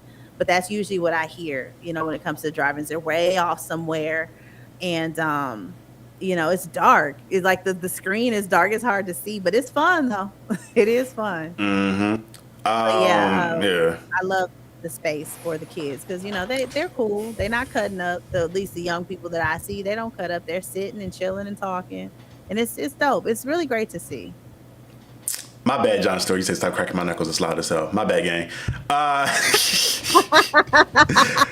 It's a tick. But to your point, that's why I like Regal. That's why, honestly, y'all, Regal, throw us a little bag, man. We've been riding for y'all for like the last 2 years. She's been riding for y'all longer than I have. But that's why I enjoy Regal so much. I've noticed, to your point, like when I go into my theater, there's not only like seating now, but like they got photo booths, they got little like hella things, like little activities, a bar outside where you have like all kinds of drinks. They want you to be in there as long as possible, which again, you could argue is a bit of a capitalistic thing. Like if you're somewhere longer enough, you're gonna spend more money. It's just the way that thing works. But I do think because they have things like photo booths and things like that, it is also a place for kids to be able to hang out at. Because especially if I'm somebody who likes to see the movies, and I'm like, let's say I'm 17 and I really like going to the movies, especially if I'm like taking dates there, so a cheaper date. I get the Regal Pass, $30 a month. I'm getting a free movie. We can go watch a movie. Me and my friends can go watch a movie, sit in there and hang out. At some point, we're gonna be hungry. We're gonna spend some money, and then that's been the one thing I do miss about my bougie theater. Cause I converted from my Look Cinemas over to Regal because the Look Cinema now is kind of across town from where I'm at. I ain't been over there in like 2 years. But the thing I miss about it, the food. The food was good. The food was like. Go patronage sometimes, man. Go take yourself on a date. That's what I do with the local theaters. Take yourself out, spend a little money. See, that's the bad thing though. I would literally. I was at my heaviest in my life when I was working my first job up here because the Look Cinemas was directly next door to where my job was. So yeah, I had the membership and I was seeing the movie. Like my movie ticket was free, but when you got loaded mac and cheese bowls, full personal pan pizzas, when I mean a goblet, when I mean like the milkshakes were like a goblet with a whole slice of cake in that thing. God. I was go in there not spending any money on the ticket, but end up spending like $50 on food. And I think I was like 343 pounds in my heavies because I was there every day after work because there was nothing for me to do, and me doing anything else in Atlanta for the most part was like, if you go to Atlanta, you spending $100 no matter where you're going. So I was like, all right, this is an affordable thing. I don't got to worry about organizing because at this point too, all my friends weren't really in the city, so I would have to drive 2 hours either way to go see some of my friends or family. So it was just me and the dog at that point. So I was like, you know what, I'm gonna go watch this movie. Bruh, one of the best things for me is coming to Regal because the food is alright, but it's not enough for me to want to like pig out and put on 40 pounds eating food there. So part of me is like, maybe Regal has some more good food. Other part of me is like, yeah, don't get the food too good because I don't need it to be too good. I don't need it to be too good. You don't need that problem. Bruh, I'd be like, I ain't spending no money this time. I look at the menu. Ooh, y'all got salmon on that? Y'all got salmon on here now?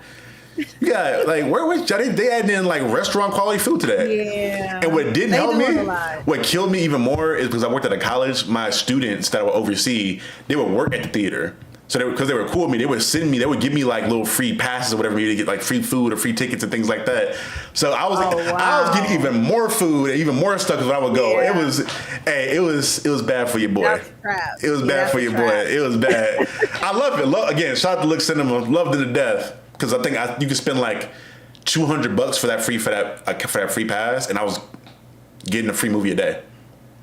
Wow, that's awesome. That's not bad. It was good. It was solid. I think they're a lot more niche than Regal is. But again, love Regal because of the open area thing and how much they are. It seems like they're for being inclusive of people being there. But yeah, shout out to them though. But that Regal is fun. Yeah. They're the fun brand. That's how I look at Regal. Mm-hmm. And then AMC is a little snooty. You know, they like this. You know, like, you know, at least we don't have to pay additional for our specialty formats, which are included. You know, we have the freestyle remix machines, and we have a premiere, like a priority lane, which is dope as fuck. I'm like, skipping the line. Give me that. Don't get me wrong. I love AMC A-List, but they are definitely the bougie brand. They're bougie as hell. Bougie. And Cinemark is like, whatever. Everybody who doesn't want to deal with the Regal and whatever antics, we have the best popcorn. Bring that ass on over here. And we have $5 Tuesdays. You can have a good time over here. We don't have all that extra stuff. You know, Cinemark is real laid back. They just seem like they're not in the fight. They just doing their thing. They like the Nintendo of the movie experience. Yeah. We're not gonna go off anybody else. We doing our own thing. Yep. But this popcorn though, unmatched. I need to put you on. I haven't ordered from them in a long time, but there's a popcorn brand that I order from. They do it's more kettle corn than anything else. So I don't know if you like kettle corn or anything like that. But they have like really, really fire, like unique flavors that I haven't ordered from them. What was the name? When I get the name of it, I'll send it to you. But I used to order it a lot because there's a YouTube channel that promoted it a lot, and I was like, they had like churro flavors and all kinds of other crazy unique flavors of kettle corn that was in there.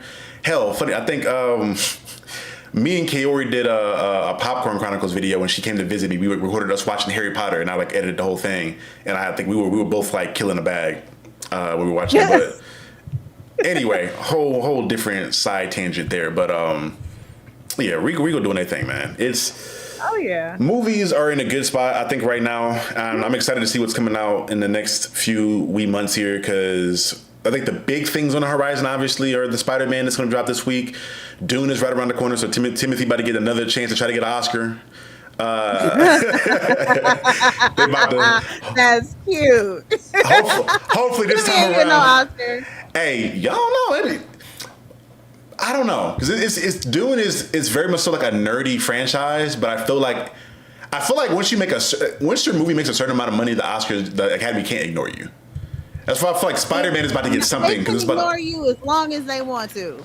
If they can ignore Denzel Washington from Malcolm X, they can ignore you as damn long as they want to. But I'm just saying, it's Timmy's whole persona. His whole persona is the problem. I don't think they want to award him. You know, he got Kylie Jenner on his arm. He the bad boy right now. Yeah. That's not who they want to. I mean, just let's look at all the previous Oscar winners and how many of them were bad boys in the limelight. It's part of the game. And he started out right on that path, but then there was a switch.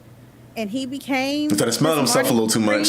Bad boy, white boy that got swag and all the things, and started dating Kylie Jenner. And it's just like, I don't think they're gonna give him a damn thing just based on that alone, because that's how them types is.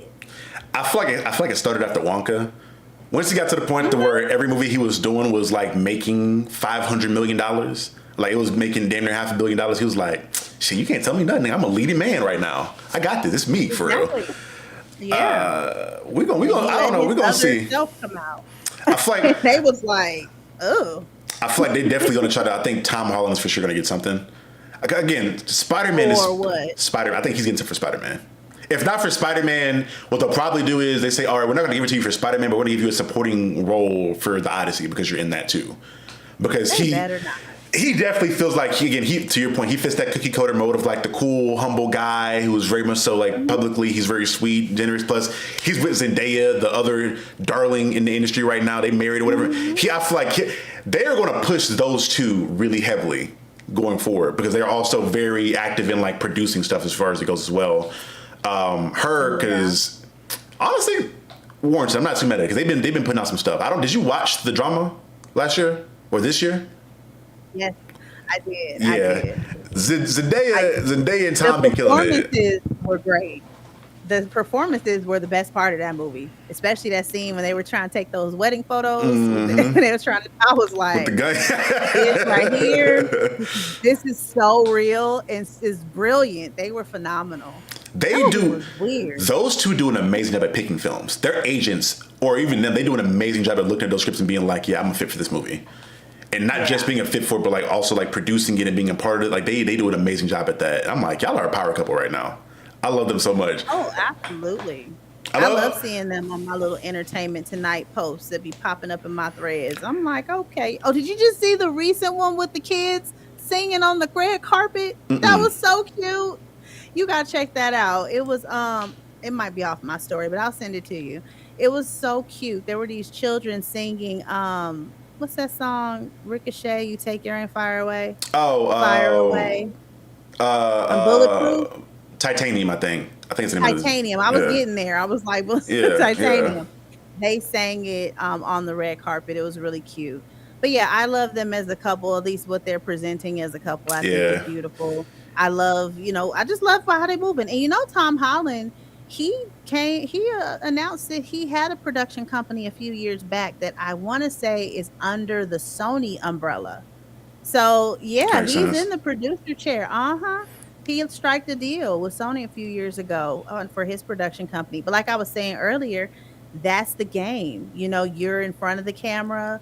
The smart thing to do is to work your way behind the camera because that's where the real money is. They getting these millions of dollars, but once you get in that producer chair and you start getting, a cut of the profits, it's not just a flat payment anymore. You're getting a piece of everything. It's a different ball game. And so I admire the actors who get behind the camera and start doing stuff. There's so many opportunities there. And I feel like it's an easier way for you to like elevate yourself to a Nolan or a Coogler level because you already have the fan base from you as an actor already. So now people are like, all right, I'm gonna go see this is a Tom Holland or Zendaya produced film or a directed film. I'm gonna go check it out because it's their name's attached to it. And if you turn out something good, now you are quickly elevating yourself to that status of that celebrity director who can sell a film off of their name alone. Side note, this is another moment. When I see those two together, they sometimes, again, he is white as all hell. But I swear to God, they had like the oldest black couple I've ever seen. They were on a red carpet about something, and he was like, they asked him somewhere about what you're gonna do after this. He was like, oh, we're gonna go to this restaurant. He was like, he called her by the middle. He was like, Marie. He called her Marie. He's like, hey, what was that place that we go to? Yeah. She was like, oh, it's something such. He's like, yeah, that thing. I'm like, bro, y'all old as hell. That was such a real moment. They're millennials. They are the millennials in them shine bright on that red carpet, and I love it. They have no chill. They're like polished, but they're still not that polished. You know what I'm saying? They're just cool. They're unapologetically them, and that's what I enjoy. Yeah. It doesn't seem like they've been jaded too much from the industry yet, and I think. Zendaya, I feel like she moves in very much so in like a Beyonce manner to where she's very intentional about trying to not be involved in too many like corporate things in regards to how that operates, or she wants to be a lot more in control of what she does and what she takes on and how she operates and things. Because again, I know at one point people were at one point there were people kind of had Zendaya fatigue because they felt like she was in everything because she was a light-skinned woman and da-da-da-da. I get it to an But extent, it's but not just that. Zendaya turned herself into a brand. That's hmm what people miss about her. When you book Zendaya, she's going to do her job. She's not going to bring you any drama in the press, which is all hmm those things are important. But Zendaya is going to kill that red carpet every single time because she hmm turned herself into like a fashion icon. That is what separates Zendaya from a lot of these other chicks because they're not, she works that red carpet. She stays in the shadows. That's hmm another thing. They are following the playbook of celebrity that I grew up with. You yes. don't just see them out anywhere all the time. There's mystery about them. They didn't have some grand, they could, how much money they could have got just from selling their wedding photos? We didn't even know. I mean, has it actually been announced at this point, or is it still I think like? their wedding photos finally came out, but I was like, it's like they got married a while ago though. They got married a while ago, to But my you get what knowledge. I'm saying? Like they could have had the wedding of the decade. You know what I'm saying? Because They they could have have pulled a so Taylor much Swift. fan love. They could have gone that direction, but they are under the radar. They like, we're not even going to tell you. We'll tease you, but it's kind of like it happened supposedly around the promotion of the drama. So her wearing like the ring and the white, it was so funny to me, but there's mystery surrounding them. They're not in your face all the time outside of films. Michael B. Jordan is the same way. There's a lot of mystery. They're not on their phones in your face all the time. Michael B. Jordan barely posts, like barely. And the only time he does, you could tell it's a personal post because his cousin is doing this or because some brand hired him to do that or it's anime stuff. It's just random. But my point is like the way that they move is different. And they built a brand around themselves, specifically Zendaya. I think for one, I wholeheartedly agree. I think that it is taken for granted being that old school celebrity because the Mhm. way that media and marketing has gone now, it's been, well, if you're not in the limelight all the time, you're forgotten. But I think if when you pop out, you're impactful and what you say is amazing, you going into the shadows makes you that much more of a commodity because people don't see you that often. So when you do pop out, it's a whole big thing. Mhm. I give kudos to Michael B for when his whole fallout happened when he got broke up with Lori Harvey. Mhm. That could have been like any other celebrity breakup ever, where it got loud and messy, especially when she started dating Damson Mhm. Idris. It could have been a whole thing. Mhm. He stayed quiet. He was like, "Yeah, no, it is what it Yep. is. I'm out here. We didn't work out. It's cool. I'm going back over here. I didn't. Yep. He didn't come out with any red pill rhetoric. He didn't spiral and do any crazy shit. He was in another country with 15 other women. Like he was just, I'm gonna be over here doing my Yep. thing. It is what it Yep. is." And I'm like, that could have went a whole different way, especially seeing like how her Mhm. breakups with her other exes have gone. I'm like, that's interesting. But especially with Tom and Yeah. Zendaya, I think that's why they work so well. I think that's why I'm also really happy for her because I think she was discussing it in regards to like why they worked is because they kind of grew up with each other on that Spider-Man set. So it's Mhm. like when you already kind of like a like-minded people where you were like young stars and you're kind of because I couldn't imagine trying to date as a famous individual with money, Right. especially like in the industry where you already know people are trying to take advantage of you and people maybe just want to date you to be around you for whatever other reason. So the fact that she was able to meet somebody young before they took off and they grew up together, I was like, I love that for y'all. Y'all are amazing for that. And I think that's yeah. Absolutely.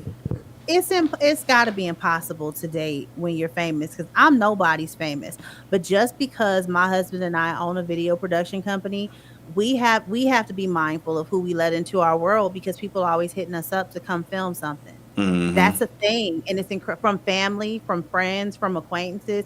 Everybody wants us to show up to do video, They ask and me they for don't free. want to pay Exactly. because we the homies. What I'm saying. They want $3.99, and it's believe me, it's not just a lot of people think it's black people. It's all kinds of people. hmm So I couldn't imagine actually being famous and having tons of money because just being able to do damage with a camera has made me have to move differently in my circles and spaces because people use you and it's a shame. hmm But yeah, them dating someone within the industry, it only makes sense because they understand their world, they understand their demands. The average person can't deal with that kind of that kind of limelight, you know what I'm saying? That separation if they're not able to be with them while they're filming and stuff, the rigorous things that they have to go through and how they have to become different people, when they really trying to get into a role, like all that work that Michael B. Jordan was talking about he was doing to prepare for Smoke and Stack.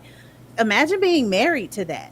You know what I'm saying? Like, or Heath Ledger, how he prepared for the Joker. Imagine being married to that. That's fucking crazy. Like, I couldn't imagine being married to someone that has to go and like not shower and lock themselves into a room and low key drive themselves on a descent into madness for a role. But an actor can understand it. The thing that would kill me is like the romance stuff, right? Especially with, again, going back to Tom and Zendaya, don't even get me started on that. When Challengers came out, I'm like, bruh, Tom a better man than me. Like, I'm not saying I wouldn't allow my wife to do it at all by any means, but I could watch that movie. Ain't no way I'm watching the movie where I'm seeing my wife get thirsted after two other men in the movie, and I'm like, I know it's your job. And I know the day they talked about it, they were asking like what it was like filming that intimate scene with like both of them in the room. She was like, gang, it was me, them two, and 50 other people in the room with a fat camera in front of my face. It wasn't romantic at all. And I understand that. No. But then when you hear stories like Brad and Angelina from Mr. and Mrs. Smith, where it's like, I saw somebody I follow, she was talking about it because she's an actress, and she was like, I understand how people fall in love on sets, because she's like, when you're with a really good actor and they're making you feel and they're making it look like they love you, and especially when they're improvising and doing little things to make. She was like, I think she talked about there was a scene where she bent over to get something, and the actor like improv, like looking at, like he like leaned back to look at her butt or whatever. She was like, "Are you my man? Or are you not my man? Like, what's going on here? Because I'm confused now. Because we must be together. We got to be together." Because she's doing little things like that. So I'm like, damn, bro, it'd be tough for me to like be dating an actress, especially if I'm a popular, attractive actress. And you get roles like that, I'm like, and now she's standing across from Michael B. Jordan, like, nigga, Haley Steinfeld's husband, brother. I get it, you an all-pro NFL athlete, but ain't no way I'm seeing my girl swapping spit with Michael B. Jordan on screen, doing that wild shit. I'm just like, I could watch that. I could watch the movie. If I watched it, I'm skipping through that shit. I'm skipping through it every time. I would lose it. Out. And that's what I'm saying. The average, because them slobs are still very real, whether you feel anything or not. Y'all still busting slobs, right. Still grabbing private parts and nethers and all the things. And so, yeah, Zendaya, she did her thing in Challengers and in the drama. Let's not forget them scenes with Robert Pattinson. You know what I'm saying? Out of nowhere. Tom had that one movie where he was playing a gay character. I can't remember what the movie was. I remember I saw people talking about it at the time. But funny enough, it was around the time Challenge was coming out too, so they were asking him about what that was like to see them both doing like intimate stuff with other actors. Granted, I think the Pattinson thing wasn't as bad with them because like they both have they're good friends with Robert because they've done a bunch of movies together. Like they both have worked with them for a couple stuff. So like that's a family friend in there now. So that's probably a cool thing. But that's weird. It's weird, but it's like, I know he don't want my girl because like we get lunch on Tuesdays and we talk about, well, I think that, I don't know. Again, those be the ones. True. Be them family friends, be the ones. True. To be honest. True. It's usually not the random, Enrique that did the forbidden dance one night when y'all was broken up. It's usually your brother or your best friend that ends up swooping in there because there's already a comfortability there. They feel like they know them, they can trust them. It's an easy transition for a lot of women. It's jacked up, but I'm just saying, those be the ones. But to our point, like that's rough for the average person to be able to deal with, because I know damn well I don't want to forget seeing it. I don't want it to happen.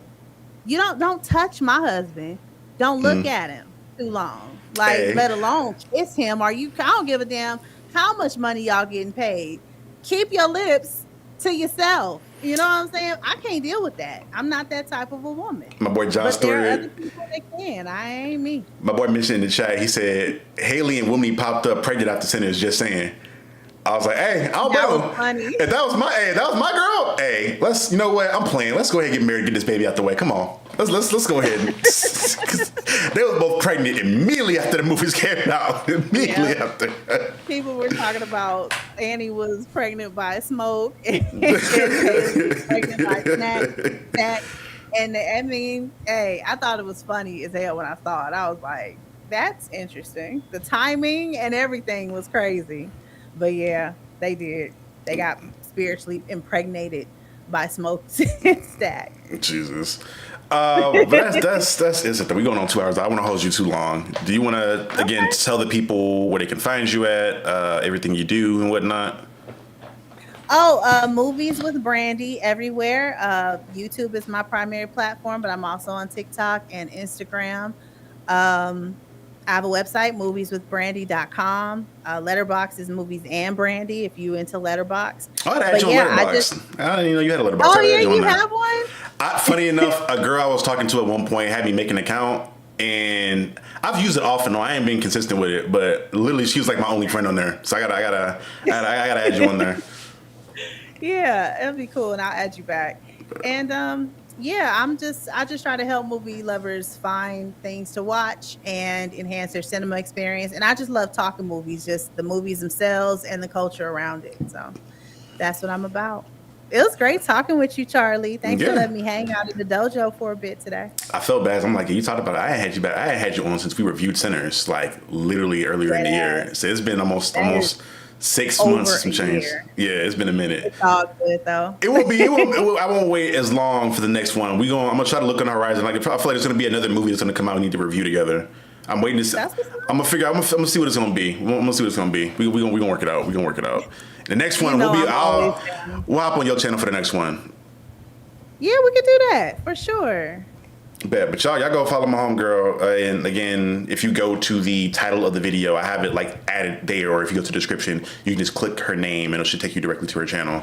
And y'all please go check out that Sinners documentary, because you did an amazing job. Again, the fact you went and saw that shit in every format possible, I was like, look, I love the movie. I loved it. I watched it. I think I watched it twice. Yeah, I watched it twice. Watching that shit like 5 times or more. Driving that far to go see it. Hey, I don't know if I loved it that much. I don't know if I loved it that much. But that's the thing. We all experience things differently. I have never felt that way about a film to where I would actually hit the theater that many times. I watch it at home multiple times. But going to the theater, crossing state lines, doing that whole tour, man. And I was watching every movie. I didn't sleep through any of them. I was locked in because I kept finding new stuff.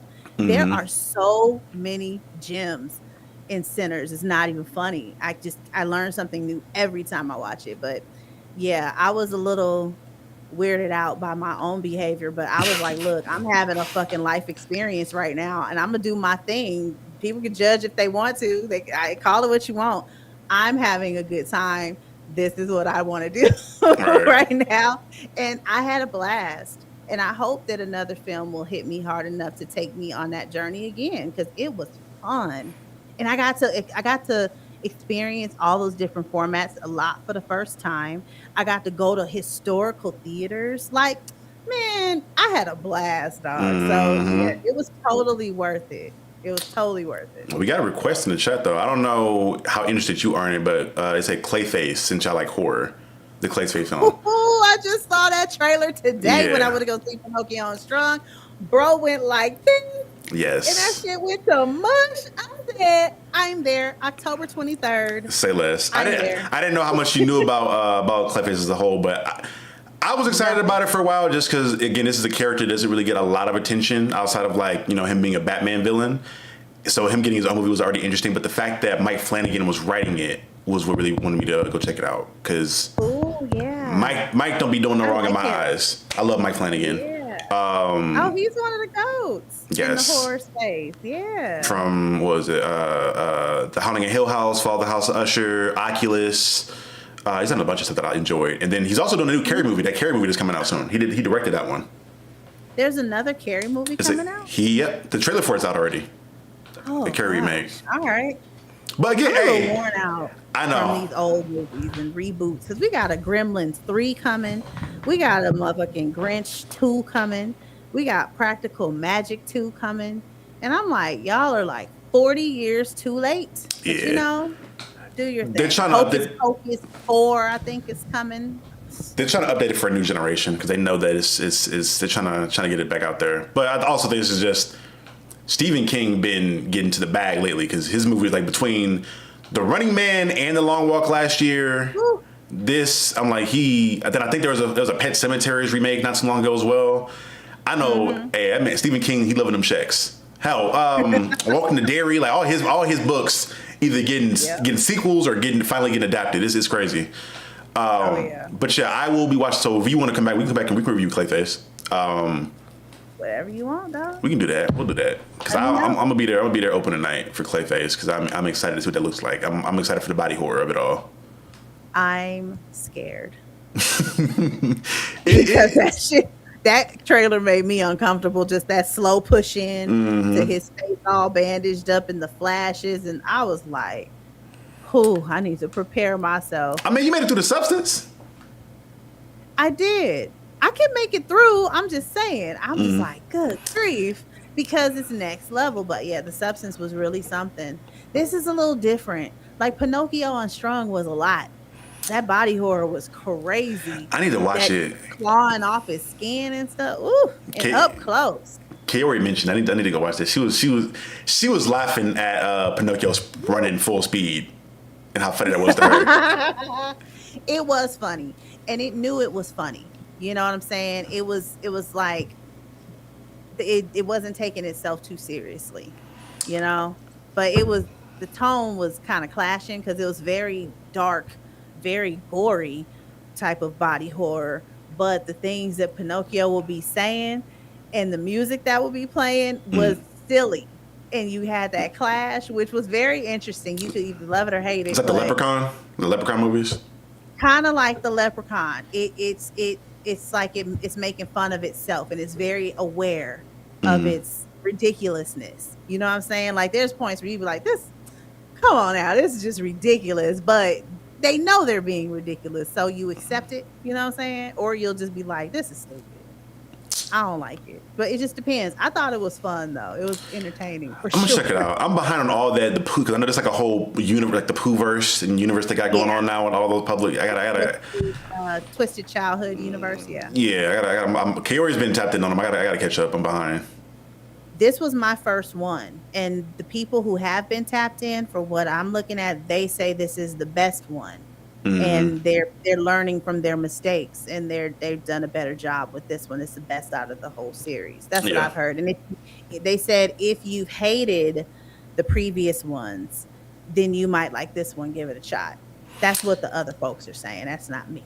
Yeah, I think it has a space. Again, we talked about it. Leprechaun had its audience. The Child's Play movies still have their audience to this day. Yes. There's an audience out there for that goofy, over the top, unrealistic, like horror where you just kind of have fun with it. How Wishmaster from a while back, like it's oh my god. There's an audience for it. You just got to get it out there. Yeah, for sure. But yeah, again, Brandy, thank you so much for coming on. Everybody that's been here the whole time, appreciate y'all.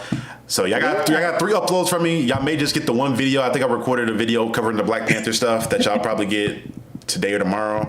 Work about to be hectic for me, so I'm trying to get. I gotta finish reading through the Captain America Symbol of Truth stuff to give. I'm gonna do a Sam video on Captain Falcon and working on some stuff. But long story short, y'all get something from me this week outside of this stream. So y'all, I'm doubling up on the uploads, and y'all stay tapped in. Again, Echelon has a lot of stuff on the horizon. We're gonna be at LureCon in September. If y'all are not there, we're also gonna be at BlurCon later in the year, and y'all just stay tapped in. We have some shit on the way that I'm excited about. Now my wallet's gonna be broke. Wallet gonna be empty as hell, but books will be out. Things will be out there. Rich in experiences. Absolutely. Will that feed my dog though? Probably not. But you know. Yeah. Right. he bougie Put the as hell. dog on the diet. He be begging. He's fasting. He doing the Lord's fast. Right. He gonna make it my problem though. Again, y'all please go follow my girl Brandy. Again, love her to death. Love her. And Brandon, tell Brandon I said hello. I've not talked to Brandon in a while. Well, matter of fact, I think we talked about, because he had a Supergirl movie too, and I was going back and forth with him for a little bit about the Supergirl movie at one point on like Threads. Brandon funny as hell. I love Brandon. He is a mess. I'm gonna get him on here every once in a while. Yeah, matter of fact, I'm gonna try to, if he sees it, I want to get Brandon on for the Clayface review if he's down for that. I don't know if he's in front of the camera as often, but yeah, that'd be cool. He might do it for you. I would love to get his perspective on some of this, especially some of the superhero stuff and what James Gunn's doing. Oh yeah. But again, I'm sure he would. I hit him Hit him up. I hit him up.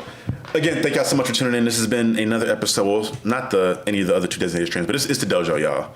Before y'all leave, remember like this video, subscribe to the channel if you are new here, and before you leave, remember forever and always. And we'll see you guys next time. Peace.